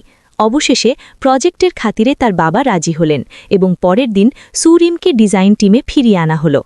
ডংজুনের মন এখনও সুরিমের জন্য কাজ ছিল। সে আবার তার ভালোবাসার কথা প্রকাশ করল। সে বলল সুরিম সিঙ্গল মাদার হলেও তার কিছু যায় আসে না। সে কি ডংজুনকে তার মেয়ের বাবা হওয়ার একটা সুযোগ দিতে পারে? কিন্তু সুরিম সাথে সাথে প্রত্যাখ্যান করল, কারণ সে জং উকে আবার এক হওয়ার কথা দিয়ে ফেলেছে। এই উত্তর ডংজুনের হৃদয় চূর্ণমার করে দিল। এত নিচে নামার পরও সে সুরিমের মন জয় করতে পারল না। ফিরে যাওয়ার সময় সুরিম লিফটে একা একা কাঁদল। সত্যিটা হলো সেও ডংজুনের প্রেমে পড়েছিল, কিন্তু সে জানত সিঙ্গল মাদার হিসেবে সে ডংজুনের যোগ্য নয়। এদিকে জং ও তার বন্ধুদের কাছে জানতে পারল যে ভিক্টরি গ্রুপের ছেলে ডংজুন সুরিমকে চায়, আর সে কারণেই সে এনগেজমেন্ট ভেঙেছে। এটা শুনে জং ও ঘাবড়ে গেল। তার ভয় হল ডংজুন যদি সুরিমকে সত্যি ভালোবাসে তবে সে সুরিমকে কেড়ে নিতে পারে। তাই পরের দিন সে ডংজুনকে ডেকে পাঠালো। সে সরাসরি বলল যে সে এবং সুরিম বিয়ে করতে যাচ্ছে আর তার আশীর্বাদ চায়। সে ডংজুনকে বুঝিয়ে দিতে চাইল যে সুরিম শুধু তার। জং উয়ের চাল কাজে লাগল। ডংজুন প্রচণ্ড রেগে গেল। এখন জং উয়ের সবচেয়ে বড় সমস্যা হল তার ডিভোর্স এখনও চূড়ান্ত হয়নি। সুরিমকে দ্রুত নিজের কাছে বেঁধে রাখতে সে তাকে আমেরিকায় পাঠিয়ে পড়াশোনা শেষ করানোর কথা ভাবল। তাই সে সুরিমের মায়ের সাথে দেখা করে তার পরিকল্পনার কথা জানালো। সুরিম বাচ্চার জন্য পড়াশোনা ছেগেছিল, সেটা একটা অসম্পূর্ণ অধ্যায়। আমি চাই সে আমেরিকায় গিয়ে কোর্সটা শেষ করুক। সুরিমের মা এমনিতেই আক্ষেপ করতেন যে মেয়ে পড়াশোনা ছেড়ে দিয়েছে। এখন হবু জামাই এই কথা তোলায় তিনি পূর্ণ সমর্থন জানালেন। তিনি বললেন সুরিম বিদেশে থাকার সময় তিনি নিজে বাচ্চার দেখাশোনা করবেন। অল্প বয়সে পৃথিবীটা ঘুরে দেখা উচিত। পরিকল্পনা সফল হওয়ায় জং উ খুব খুশি হল। পরের দিন সে সুরিমকে এই বিষয়ে জানালো। সে বোঝালো যে পড়াশোনা শেষ করা তার ভবিষ্যতের জন্য ভালো হবে, আর বাবা এমনিতেই তার জন্য অনেক কষ্ট সহ্য করেছেন। এখন যদি সত্যিটা বেরিয়ে আসে যে বাচ্চাটা তার অবৈধ সন্তান নয় বরং নাতনি, তবে বাবা মাকে আরও কষ্ট পেতে হবে। তাই এখন চলে যাওয়াই ভালো। সুরিম ভাবতে শুরু করল জং উ ঠিকই বলছে। তাছাড়া ডংজুনের জন্যেও তার মনে এখনও দুর্বলতা আছে। হয়তো কোরিয়া ছেড়ে চলে যাওয়াই সবচেয়ে ভালো হবে। সুরিমের নীরবতাকে জং উ সম্মতি ধরে নিল। পরের দিন সে মা ও মেয়েকে নিজের বাড়িতে নিয়ে এলো। জীবনে এই প্রথম সে এত ছোট বাচ্চাকে কোলে নিল। বাচ্চার জন্য অনেক খেলনা কিনে এনেছিল সে। খুব চালাকি করে সে জুতোর ফিতার সাথে একটি আংটি বেঁধে রেখেছিল। সুরিম জুতোর বাক্স খুলতেই ঝলমলে আংটিটা দেখতে পেল, আর ঠিক তখনই জং উ তাকে প্রপোজ করল, আমাকে বিয়ে করো। মেয়েকে একটি সম্পূর্ণ পরিবার দেওয়ার আশায় সুরিম বিয়ের প্রস্তাবে রাজি হয়ে গেল। সে ভাবল হয়তো এবার তার প্রেমিক বদলে গেছে, তাই তাকে একটা সুযোগ দিল। কিন্তু সুরিম জানত না যে তার প্রেমিক এখনও একজন বিবাহিত পুরুষ, আর তার স্ত্রী লিনা আমেরিকা ছেড়ে কোরিয়ায় চলে এসেছে। জং উ লিনাকে দেখে আঁতকে উঠল। সে ভাবতেই পারেনি তার স্ত্রী এখন এখানে চলে আসবে। অনেক দিন পর দেখা হলো ডার্লিং। জং উ লিনার সামনে প্রচণ্ড বিরক্তি দেখালো, তাই লিনা তাকে মনে করিয়ে দিল যে আইনত তারা এখনও স্বামী স্ত্রী। দুটি বড় পরিবারের বিয়েতে বিচ্ছেদের ক্ষেত্রে সম্পত্তির ভাগাভাগি নিয়ে ঝামেলা থাকে। দুজনেই চায় নিজেদের ভাগে বেশি টাকা নিতে, আর এই কারণেই ডিভোর্সের মামলা এগোচ্ছে না। লিনা এবার কোরিয়ায় এসেছে জং উয়ের কোনো দুর্বলতা খুঁজে বের করতে, যা সে কোর্টে কাজে লাগাতে পারে। স্ত্রীর হঠাৎ আবির্ভাবে জং উর রাতের ঘুম উড়ে গেল। লিনা যদি জানতে পারে তার একটা সন্তান আছে, পরিস্থিতি আরও জটিল হয়ে যাবে। কিন্তু জং উ জানত না লিনা এর মধ্যেই সুরিম সম্পর্কে জেনে গেছে। পরের দিনই সে সুরিমকে একটি কফি শপে ডেকে নিজেকে জং উর স্ত্রী হিসেবে পরিচয় দিল। সুরিম বুঝতে পারল না তার প্রেমিকের স্ত্রী কেন তার সাথে দেখা করতে চাইছে। লিনা বলল, আমি চাই না একটা ভালো মেয়ে কোনো প্লে বয়ের ভাবে পড়ুক। আমি চাই তুমি জং উর আসল চেহারাটা দেখো। তোমার সাথে প্রেম করার সময় সে আমার সাথে সম্পর্কে জড়িয়েছিল। এখন সে সম্পত্তির জন্যই শুধু ডিভোর্স আটকাচ্ছে। এই কথা শুনে সুরিমের মনে হল তার সাথে আবার বিশ্বাসঘাতকতা করা হয়েছে। জং উ প্রথম থেকেই একজন প্রতারক ও ধোঁকাবাজ ছিল। সে শুধু মেয়ের কথা ভেবেই তাকে আরেকটা সুযোগ দিয়েছিল, আর এখন সে জানতে পারল জং উ এখনও বিবাহিত। এমন একজন মানুষকে সে কিভাবে মেয়ের বাবা হতে দেবে? জং উ দ্রুত জানতে পারল লিনা সুরিমের সাথে দেখা করেছে, এবং সুরিম খুব রেগে আছে। এটা শুনে জং উ ঘাবড়ে গেল। সে ভয় পাচ্ছিল সুরিম ভুল বুঝবে, তাই সে দ্রুত সুরিমের সাথে দেখা করে সব বোঝানোর পরিকল্পনা করল। সুরিমও শুনতে চাইছিল তার প্রেমিক কি বলে। সেদিন রাতে সে মেয়েকে নিয়ে জং উর অ্যাপার্টমেন্টে গেল। ঢুকেই সে বলল, বাচ্চার সামনে মিথ্যে বলবে না। জং উ তাকে শান্ত হয়ে কথা শোনার অনুরোধ করল। যদিও লিনার সাথে তার ডিভোর্স হয়নি, সম্পর্কটা শেষ হয়ে গেছে। শুধু একটু সময় দিলেই সব ঠিক হয়ে যাবে। এই কথা শুনে সুরিমের প্রায় হাসি পাচ্ছিল। যে প্রেমিক তাকে এবং তার বাবা মাকে মিথ্যে বলেছে, তাকে সে ক্ষমা করতে পারছিল না। এবার সে এই লোকটার থেকে দূরে থাকার চূড়ান্ত সিদ্ধান্ত নিল। জং উ যতই অজুহাত দিক না কেন, সুরিম তাকে কোনো সুযোগ দিল না। তোমাকে বিশ্বাস করে আমি কতটা বোকা ছিলাম। সুরিম নিচু হয়ে মেয়ের টুপি কুড়োতে গেল, তখনই মেঝেতে পড়ে থাকা একটি কাগজের দিকে তার চোখ পড়ল। কাগজটি তুলে সে দেখল এটা জং উ এবং তার মেয়ের ডিএনএ টেস্টের রিপোর্ট। সেই মুহূর্তেই সুরিমের কাছে সব পরিষ্কার হয়ে গেল। তার প্রেমিক সন্দেহ করেছিল এই বাচ্চা আদতে তার কিনা, তাই সে লুকিয়ে হাসপাতালে গিয়ে এই টেস্ট করিয়েছে। আসলে প্রথম থেকেই সে বিশ্বাস করেনি বাচ্চাটা তার। এমন যন্ত্রণাদায়ক সত্যিটা দেখে সুরিম রিপোর্টটা তুলে জং উর মুখে ছুঁড়ে মারল। তার হৃদয় এখন পুরোপুরি পাথর হয়ে গেছে। আজ থেকে এই বাচ্চার সাথে তোমার কোনো সম্পর্ক নেই। সুরিম তার বাচ্চাকে নিয়ে চলে গেল। জং উর দেওয়া এনগেজমেন্ট রিং সে ছুঁড়ে ফেলে দিল। একজন মেয়ের জন্য এর চেয়ে বড় অপমান আর কি হতে পারে? এ কথা ভেবে সে আবার কেঁদে ফেলল। জং উর আসল চেহারা সামনে এলেও সে হার মানল না। সুরিমকে আবার নিজের সাথে বাঁধতে সে এবার তার মা অর্থাৎ হবু শাশুড়িকে টার্গেট করল। সে তাকে প্রাইভেট ডিনারে আমন্ত্রণ জানালো, দামি গাড়ি উপহার দিল, এবং সুরিমকে বিয়ের পর তারা সবাই কতটা সুখে থাকবে তা নিয়ে লম্বা লম্বা কথা বলতে লাগল। সে নিজেকে একজন ভালো স্বামী ও বাবা প্রমাণ করার চেষ্টা করছিল। সুরিমের মা এসব শুনে খুব খুশি হলেন। তখন জং ও চালাকি করে বলল, তবে ইদানিং সুরিম আমার উপর রেগে আছে, যতই ক্ষমা চাই না কেন সে শুনছে না। আপনি কি একটু তাকে বুঝিয়ে বলবেন? সুরিমের মা জং উকে খুব পছন্দ করতেন। এবার তিনি তার পক্ষ নিলেন, মেয়েকে বোঝানোর প্রতিশ্রুতি দিলেন। কিন্তু পরের দিন ডিনার টেবিলে সুরিম পরিবারকে জানালো সে জং উর সাথে সম্পর্ক ভেঙে দিচ্ছে এবং কোনো বিয়ে হবে না। এই কথা শুনে সবাই অবাক হয়ে গেল, বিশেষ করে তার মা, যিনি এত খুশি ছিলেন, এখন রেগে গিয়ে বললেন, এমন একটা ভালো ছেলেকে তুই কিভাবে হাতছাড়া করিস? সুরিম জং উর বিবাহিত হওয়ার সত্যিটা জানালো না। সে শুধু বলল তাদের মাঝে আর কোনো ভালোবাসা অবশিষ্ট নেই। মায়ের রাগ আরও বাড়ল। এ কথা আমি কিভাবে বিশ্বাস করি? এত কষ্টে আমরা এত ভালো একটা ছেলে পেলাম, আর তুই হঠাৎ বলছিস ভালোবাসা নেই? যদি তোরা আলাদা হয়ে যাস, এই বাচ্চার কি হবে? সুরিম, তুই এত বোকা কি করে হলি? তার বাবা শান্ত ছিলেন। তিনি বললেন, মেয়ে যদি না চায় তবে জোর করা উচিত নয়। কিন্তু তার মা হাল ছাড়ার পাত্রী নন। মেয়েকে রাজি করাতে তিনি অসুস্থ হওয়ার ভান করতে লাগলেন। তিনি বললেন, যতক্ষণ না মেয়ে ডিসিশন বদলাবে তিনি খাওয়া দাওয়া বন্ধ রাখবেন। কিন্তু সু ইন্টারনেটে প্রকাশ্যে জানিয়ে দিল যে সে একজন অবিবাহিতা মা। বাবার নাম পরিষ্কার করতে এবং কোরিয়ার মানুষ যেন আর না ভাবে যে একজন অফিসারের অবৈধ সন্তান আছে, সেজন্যই সে এই কাজ করল। খুব শিগগিরই খবরটি অনলাইনে ভাইরাল হয়ে গেল। সবাই জানতে পারল সুরিম বাবা মেয়ের জন্য নিজের কেরিয়ার বিসর্জন দিয়েছেন। এই মুহূর্তে পুরো কোরিয়ার মানুষ ওই বৃদ্ধের প্রতি সহানুভূতিশীল হল। কিন্তু কিছু মানুষ এতটাই রেগে গেল যে তারা সুরিমের দিকে পচা ডিম ছুটতে শুরু করল। তারা বলল, তার মতো নির্লজ্জ মেয়েকে ভালো মেয়ে বলা সাজে না। নিজের শরীরের ওপর কোনো নিয়ন্ত্রণ নেই, আবার এত পাবলিসিটি চাই? তুই কতটা নির্লজ্জ! এই ধরনের অপমান শুনে সুরিম বুঝতে পারছিল না কি উত্তর দেবে। ভাগ্যক্রমে তার সহকর্মীরা তাকে উদ্ধার করে সেখান থেকে বের করে নিয়ে গেল। মাথায় ডিমের নোংলা নিয়ে সুরিমের চোখ দিয়ে জল গড়িয়ে পড়ল। তারপরও নিজের সিদ্ধান্তের জন্য তার কোনো অনুশোচনা ছিল না। এদিকে খবরটি দেখে জং উ প্রচণ্ড রেগে গেল। কারণ এই গোপন কথা প্রকাশ্যে আসায় তার স্ত্রী লিনাও জেনে যাবে যে সে একটি বাচ্চার বাবা, আর তাহলে ডিভোর্সের সেটেলমেন্টে সে কিছুই পাবে না। হলেও ঠিক তাই। না, খবরটা দেখা মাত্রই তার ডিভোর্স কেসে পরিবর্তন আনল এবং আমেরিকায় ফেরার ফ্লাইট ক্যান্সেল করল। জংও এটা জানতে পেরে রাগে ফেটে পড়ল। বাচ্চার খবর প্রকাশ্যে আসায় তার কেস পুরোপুরি দুর্বল হয়ে গেছে।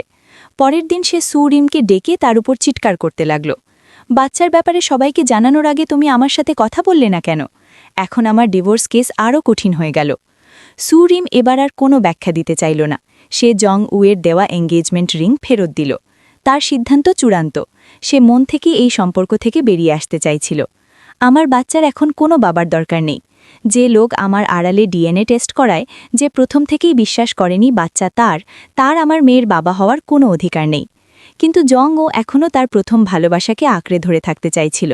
সে এত সহজে তাকে যেতে দেবে না। সর্বোপরি তাদের একটি সন্তান আছে। ডংজুন যখন জানল সুরিম জনসমক্ষে সব স্বীকার করেছে, তখন সে খুব খুশি হল। সে বুঝতে পারল সুরিম তার এক্সের সাথে ব্রেকআপ করেছে। এটা উদযাপনের বিষয়। ডংজুন সুরিমকে জিজ্ঞেস করল এখন তার প্রতি সুরিমের অনুভূতি কী। সুরিম মিথ্যা বলল না। সে স্বীকার করল যে হ্যাঁ, সে ডংজুনের প্রেমে পড়েছে। সুরিমের মুখে প্রথমবার ভালোবাসার কথা শুনে ডংজুনের হৃদয় আনন্দে ভরে উঠল। সে নিজেকে সামলাতে না পেরে সুরিমকে বুকে টেনে নিল। তাহলে এটা শুধু একতরফা ভালোবাসা ছিল না, তারা একে অপরকে ভালোবাসে। কিন্তু ডংজুনের ফিয়ন্সে মায়া যখন এই খবর দেখল, তার মুখে হাসির রেখা ফুটে উঠল। সে বিশ্বাস করতে পারছিল না কেউ একজন বাচ্চাসহ মহিলাকে চাইবে। হয়তো খুব শিগগিরই ডংজুন তাকেও ছেড়ে যাবে। এই কথা ভেবে তার মুখ আরও উজ্জ্বল হয়ে উঠল। সে ডংজুনকে উপহাস করতে তার অফিসে গেল। কিন্তু তাকে অবাক করে দিয়ে ডংজুন জানালো সে আগে থেকেই সব জানে। সুরিম যে একজন সিঙ্গল মাদার। এদিকে সুরিম স্বেচ্ছায় দংজুর জন্য নিজের সুখ বিসর্জন দিচ্ছিল। তার এক্স তার দিকে একটি ইউএসবি স্টিক ছুড়ে দিয়ে বলল যে তাকে দংজুকে ছেড়ে দিতে হবে। কিন্তু সুরিম যদি সেই ইউএসবি তুলে নেয় তবে তাকে দংজুর সাথে সমস্ত সম্পর্ক ছিন্ন করতে হবে। সুরিম রাজি হল। দংজুর জন্য এটাই ছিল তার শেষ কাজ। কিন্তু সে জানত না যে ইয়ংউ কেবল তাকে আরও কষ্ট দেওয়ার জন্যই ফিরিয়ে নিতে চেয়েছিল, ভালোবাসার জন্য নয়। এদিকে দংজু ও মায়া কথাও যাচ্ছিলেন। মায়া এক দৃষ্টিতে ট্রাফিক লাইটের দিকে তাকিয়েছিল। লাল বাতি জ্বলে ওঠার সাথে সাথেই সে অ্যাক্সিলারেটরে চাপ দিল। দংজু ভয় পেয়ে তাকে থামানোর চেষ্টা করেছিল, কিন্তু মায়ার চোখে ছিল ঘৃণা।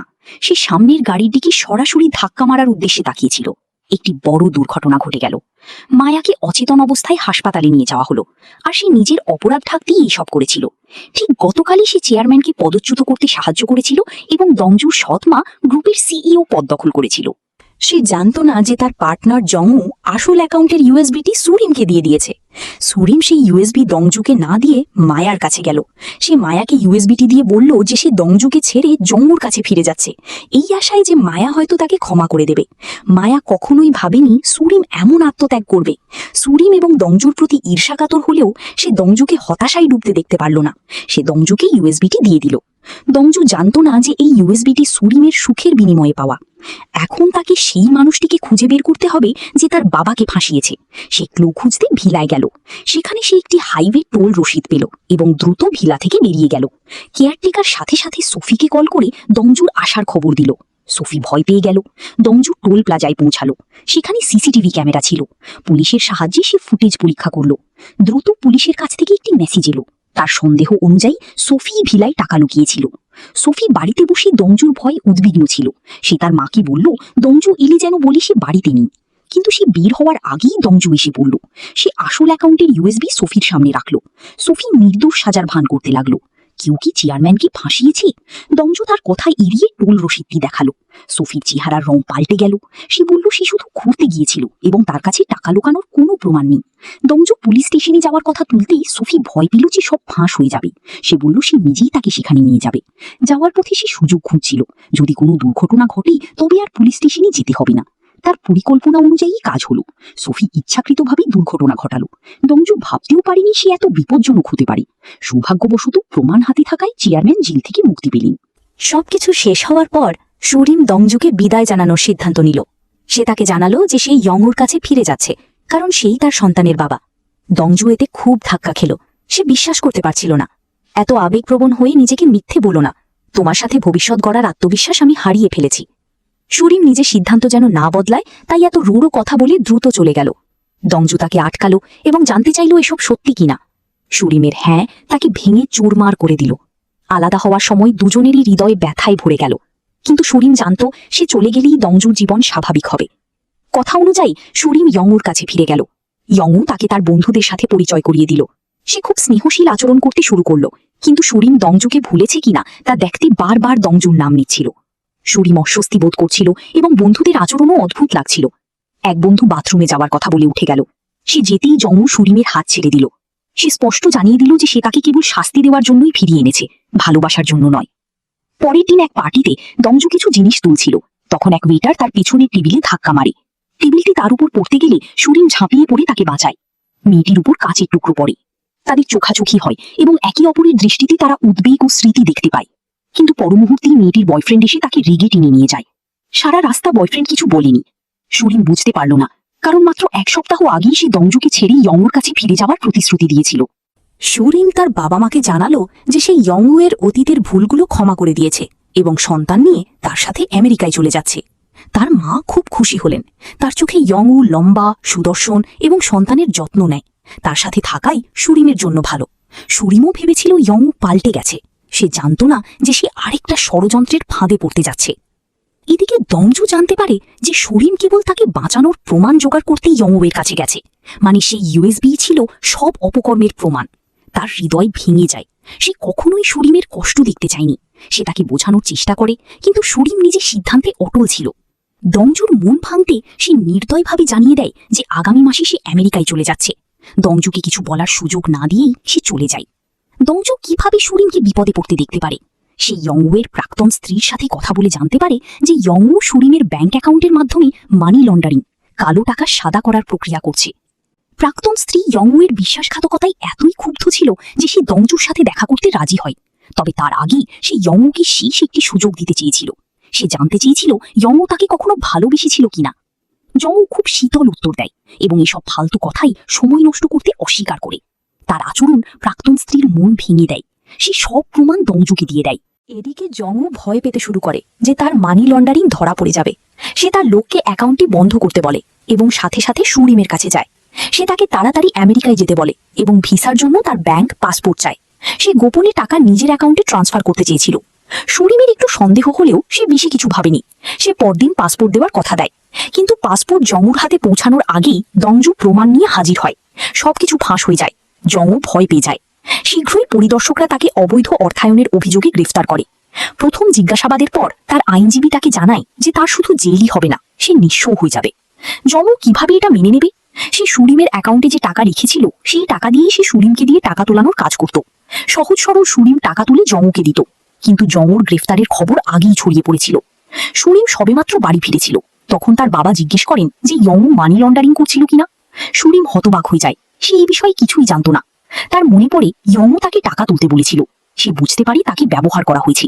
সে দংজুকে এই বিষয়ে জানিয়ে জিজ্ঞেস করে সে প্রতারিত হয়েছে কিনা। দংজুও অবাক হয়, কিন্তু সে কিছু বলার আগেই জঙ্গু রেগে অফিসে ঢুকে পড়ে।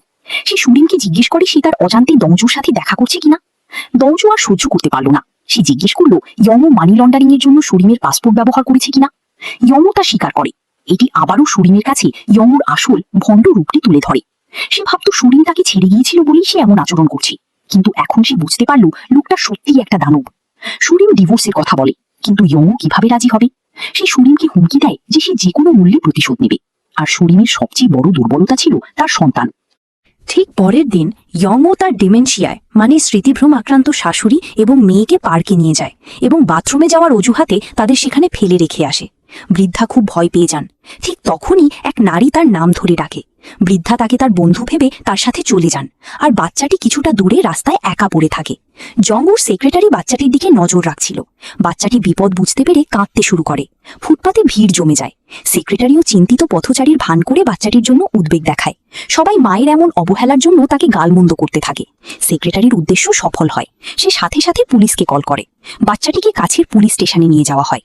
এরপর জঙ্গু দৌড়ে স্টেশনে আসে। মেয়েকে দেখে সে তাকে কোলে তুলে নেয়। যে কারো কাছেই জঙ্গুকে একজন দায়িত্বশীল বাবা মনে হবে, আর এটাই ছিল তার পরিকল্পনা।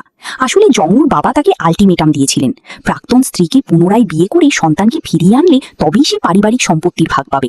আর সন্তানের কাস্টাডি পাওয়ার জন্যই জঙ্গু বাচ্চাটিকে সুরিমের কাছ থেকে নিখোঁজ করার এই ষড়যন্ত্র করেছিল, যাতে সুরিমকে একজন অযোগ্য মা হিসেবে প্রমাণ করা যায়। এদিকে সুরিম জানতে পারে তার মা ও বাচ্চা নিখোঁজ। সে ছুটে পার্কে যায়। সেখানে সে তার মাকে একা উদ্দেশ্যহীনভাবে ঘুরতে দেখে। সুরিম বাচ্চার কথা জিজ্ঞেস করে, কিন্তু ডিমেনশিয়া রোগী কিছুই মনে করতে পারে না।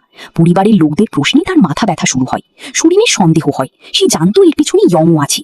সে ইয়ংওর বাড়িতে গিয়ে নিজের সন্তান ফেরত চায়, কিন্তু রাস্তায় বাচ্চা ফেলে আসার মতো অবহেলার জন্য ইয়ংও তাকে তিরস্কার করে।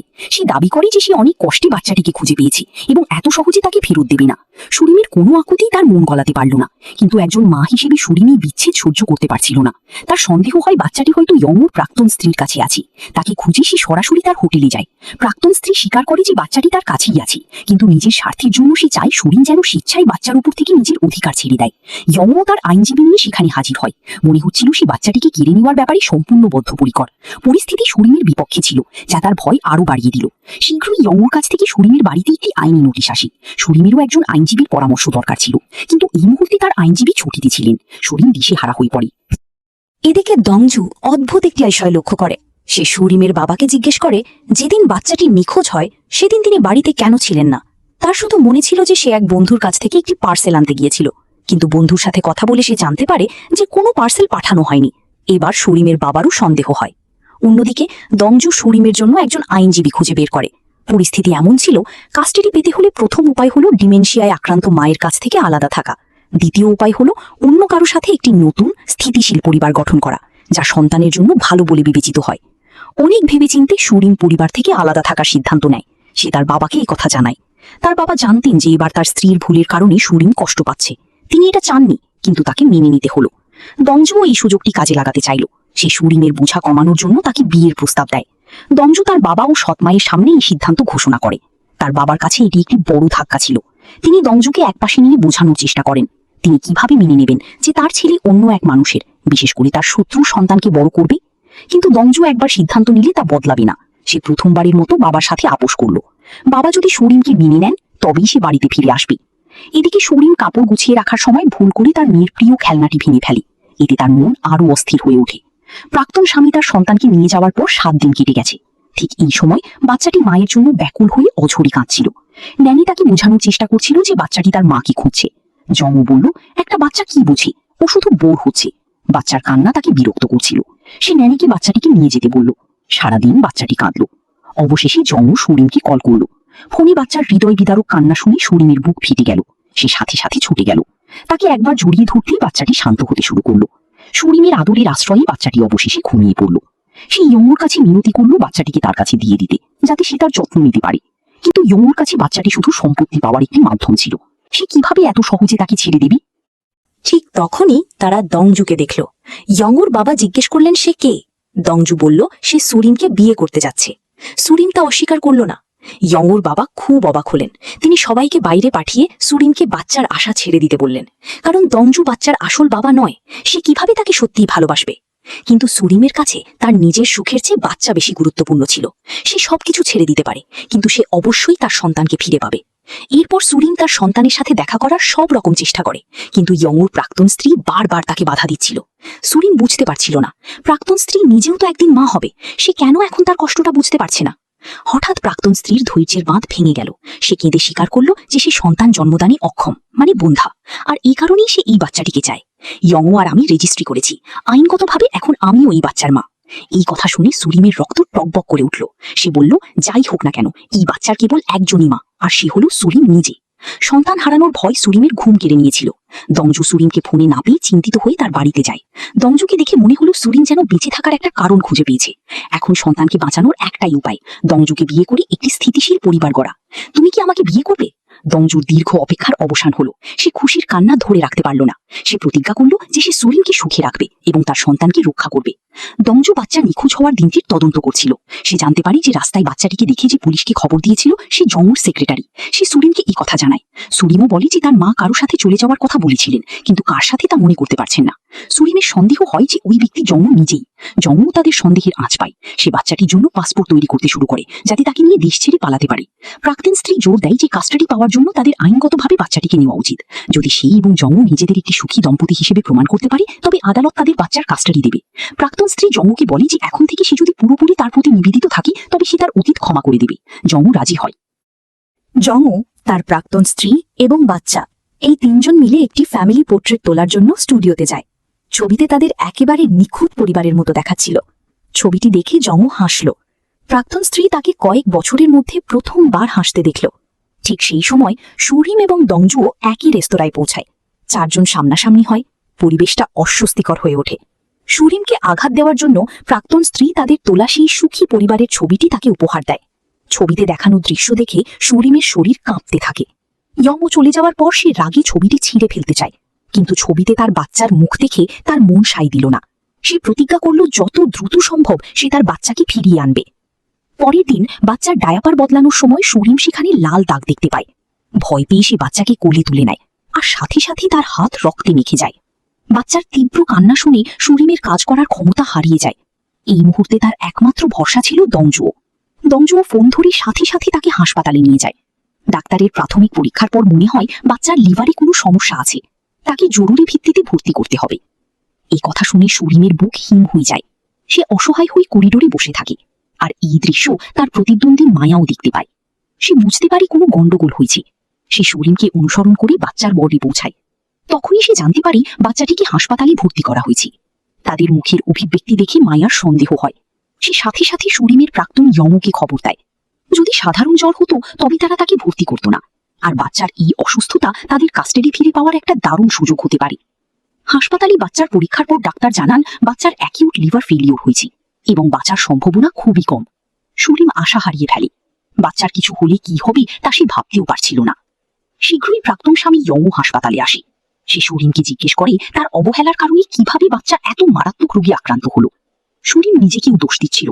এই অবস্থাতেও ডাক্তার জানান বাচ্চার অবস্থা খারাপের দিকে যাচ্ছে। লিভার ট্রান্সপ্লান্ট ছাড়া আর কোনো উপায় নেই। সুরিম কখনো ভাবতেও পারেনি তার বাচ্চার এত বড় অসুখ হবে।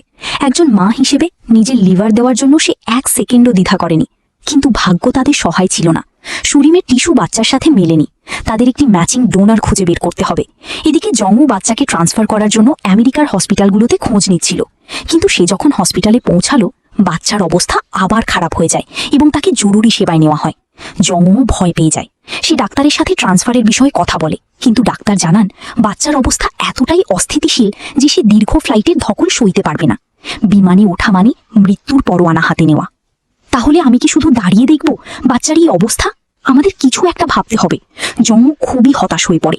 ডাক্তার তাকে ট্রান্সপ্লান্ট সার্জারির কথা বলেন, আর জম্মুয়ের রক্তের গ্রুপ বাচ্চার সাথে মিলে যায়, তাই সফল ম্যাচ হওয়ার সম্ভাবনা বেশি ছিল।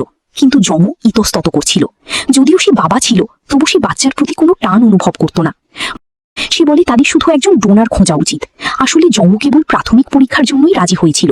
পরীক্ষার ফলাফল আসে, ম্যাচ একদম পারফেক্ট ছিল, কিন্তু জম্মুয়ের লো ব্লাড প্রেশার এবং শকের ঝুঁকি থাকায় সার্জারিটা ঝুঁকিপূর্ণ ছিল। এতে জম্মু আরও বেশি দ্বিধায় পড়ে যায়। সুরিমও ডাক্তারের কাছ থেকে জম্মুয়ের অবস্থার কথা জানতে পারে। সে যতই চিন্তিত থাকুক না কেন, সে স্বার্থপর হতে পারেনি এবং চাইনি জম্মু নিজের জীবনের ঝুঁকি নিক। সুরিম কেবল জম্মুয়ের সিদ্ধান্তের অপেক্ষায় থাকতে পারল। সুরিমের কষ্ট লাঘব করার জন্য দংজু গোপনে জম্মুয়ের সাথে দেখা করে এবং বাচ্চার খাতিরে তাকে সার্জারি করার জন্য মিনতি করে। দংজু নিজের আত্মসম্মান ভুলে ইয়ংয়ের সামনে হাঁটু গেড়ে বসে। এত কিছুর পরও ইয়ংউ হাঁ বলেনি। বাবার আদেশে ইয়ংউ আমেরিকায় ফেরার প্রস্তুতি নিতে শুরু করে। কিন্তু ঠিক যখন সে বিমানবন্দরে পৌঁছায়, সে খবর পায় যে বাচ্চার শ্বাস নিতে কষ্ট হচ্ছে এবং জরুরি সার্জারি খুবই প্রয়োজন। ইয়ংউ আর যেতে পারল না। সে হাসপাতালে ফিরে আসে। সুরিমের মনে হলো সে যেন বাঁচার খড়কুটো পেয়েছে। সে অসহায়ভাবে জম্মুকে বাচ্চার জীবন বাঁচানোর জন্য মিনতি করে, তার বিনিময়ে যাই লাগুক না কেন। জম্মু রাজি হয়, তবে একটি শর্তে। সার্জারি শেষ হওয়ার পর সুরিমকে বাচ্চার কাস্টাডি তাকে দিয়ে দিতে হবে। সুরিমের হয়তো সাথে সাথেই হাঁ বলা উচিত ছিল, কিন্তু এবার সে ইতস্তত করল। সে একজন মা। অবশেষে সার্জারির দিন চলে আসে। দুজনকেই অপারেশন থিয়েটারে নেওয়া হয়। জ্ঞান হারানোর আগে ইয়াংউ তার মেয়ের দিকে তাকায়। সেই মুহূর্তে সে প্রথমবার মন থেকে অনুভব করে যে সেই বাচ্চার বাবা। অপারেশন থিয়েটারের বাইরে সুরিম এবং তার পুরো পরিবার চরম উৎকণ্ঠায় অপেক্ষা করছিল। কিন্তু সার্জারিটা এতটাই জটিল ছিল যে অনুমানের চেয়ে অনেক বেশি সময় লাগছিল এবং ডাক্তার বের হচ্ছিলেন না। সবার দুশ্চিন্তা বেড়ে যায়। কিছু কি ভুল হয়ে গেল? অবশেষে ডাক্তার বেরিয়ে আসেন। ভাগ্য তাদের সহায় ছিল, সার্জারি সফল হয়েছে। সবাই স্বস্তির নিঃশ্বাস ফেলে। সুরিম তার বাবা মাকে সত্যটা জানায়নি, সে কাস্টডি ছেড়ে দিয়েছে। তাদের হাসি মুখ দেখে সে সত্যিটা বলার সাহস পায়নি। সে এখন একই সাথে আনন্দিত ও বিষণ্ণ। সে বুঝতে পারছিল না মেয়েকে ছাড়া সে কিভাবে বাঁচবে। এদিকে জম্মুর জ্ঞান ফিরতে অনেক সময় লাগছিল। ডাক্তাররা কোনো নির্দিষ্ট কারণ খুঁজে পাচ্ছিলেন না এবং পরিবারকে ধৈর্য ধরতে বলেন। জম্মুর বাবা আরও চিন্তিত হয়ে পড়েন। আগে থেকেই লো ব্লাড প্রেশার ও শকের ঝুঁকি ছিল। সার্জারির কারণে যদি কিছু হয়ে যায় তবে তিনি কাউকে ছাড়বেন না। বয়স্ক লোকটি বাচ্চার ওয়ার্ডে এসে তাদের জানান যে ইয়াংউ এখনও চোখ খোলেনি। এই কথা শুনে সুরিম অবাক হয় এবং লোকটির আসল উদ্দেশ্য ছিল সুরিমকে হুমকি দেওয়া। তার ছেলে এত বড় ত্যাগ স্বীকার করেছে, তাই তিনি আশা করেন সুরিম যেন নিজের কথা রাখে এবং বাচ্চাকে দিয়ে দেয়। সুরিমের বাবা মা এই চুক্তির কথা প্রথমবার জানতে পারেন। তারা অবাক হয়ে সুরিমকে প্রশ্ন করেন। সুরিম কোনো কথা বলতে পারে না। তারা এই চুক্তি মেনে নিতে পারেননি, কিন্তু সুরিমের কাছে বাচ্চার জীবন বাঁচানোর এটাই একমাত্র উপায় ছিল। 1 সপ্তাহ কেটে যায় এবং বাচ্চা সুস্থ হতে শুরু করে, কিন্তু জম্মুর স্বাস্থ্যের অবনতি হতেই থাকে। একদিন একজন ডাক্তার তড়িঘড়ি করে জম্মুর ওয়ার্ডের দিকে ছুটে যান। সুরিমের মনে কুডাক ডাকে। দীর্ঘ সময় অচেতন থাকার কারণে জম্মুর শ্বাস প্রশ্বাস বন্ধ হয়ে গিয়েছিল। ডাক্তারের জরুরি চেষ্টার পর তার শ্বাস ফিরে আসে, তবে তা সামান্য সময়ের জন্য। এসব দেখে সুরিম আরও বেশি অপরাধবোধে ভুগতে থাকে, আর জম্মুর প্রাক্তন স্ত্রী তার সমস্ত রাগ সুরিমের উপর ছাড়ে। সে বলে সেদিন সুরিম কল না করলে তারা আমেরিকা পৌঁছে যেত, আর জম্মুকে এভাবে কষ্ট পেতে হতো না। সুরিমের উত্তর দেওয়ার কোনো অধিকার ছিল না। রাতে সুরিম চুপচাপ জম্মুর ওয়ার্ডে যায়। সেই মুহূর্তে সে তার প্রতি সমস্ত রাগ ভুলে যায় এবং আন্তরিকভাবে স্বীকার করে যে সেও বাচ্চাটির বাবা। সে প্রার্থনা করে জম্মু যেন তাড়াতাড়ি সুস্থ হয়ে ওঠে। এদিকে জম্মু সুস্থ হওয়ার পর সে তাড়াহুড়ো করে বাচ্চাকে নিয়ে যাওয়ার প্রস্তুতি শুরু করে, কিন্তু তার স্ত্রী তার সাথে সময় কাটাতে চাইছিল। সে বলল তারা বাচ্চার জন্য একজন ন্যানি রাখবে। এতে জম্মুর মনে কিছুটা সন্দেহ জাগে। সে ভাবতে শুরু করে যে সুরিমের কাছ থেকে বাচ্চাকে কেড়ে নেওয়া কি ঠিক হবে। যখন সুরিম এবং বাচ্চার আলাদা হওয়ার সময় আসে, সুরিম বাচ্চাকে জড়িয়ে ধরে থাকে, তাকে ছাড়তে পারে না। তখন জম্মু বাচ্চাকে সুরিমের হাতেই ফিরিয়ে দেয়। সে মনস্থির করে ফেলেছে বাচ্চাটি কেবল সুরিমের কাছেই সুখী হবে। 1 মাস পর দংজু এবং সুরিম অবশেষে বিয়ে করে। ইয়ংউ তাদের বিয়েতে উপস্থিত হয়ে তার আশীর্বাদ জানায়। একজন অবিবাহিত মা অবশেষে তার সুখ খুঁজে পেয়েছে, আর তার মেয়েটি সবার ভালোবাসা ও যত্নের মাঝে সুস্থভাবে বেড়ে উঠবে। এইভাবে হ্যাপি এন্ডিং হয়। এইবার বলুন গল্পটা কেমন লাগলো? ভালো লাগলে অবশ্যই সাবস্ক্রাইব করবেন।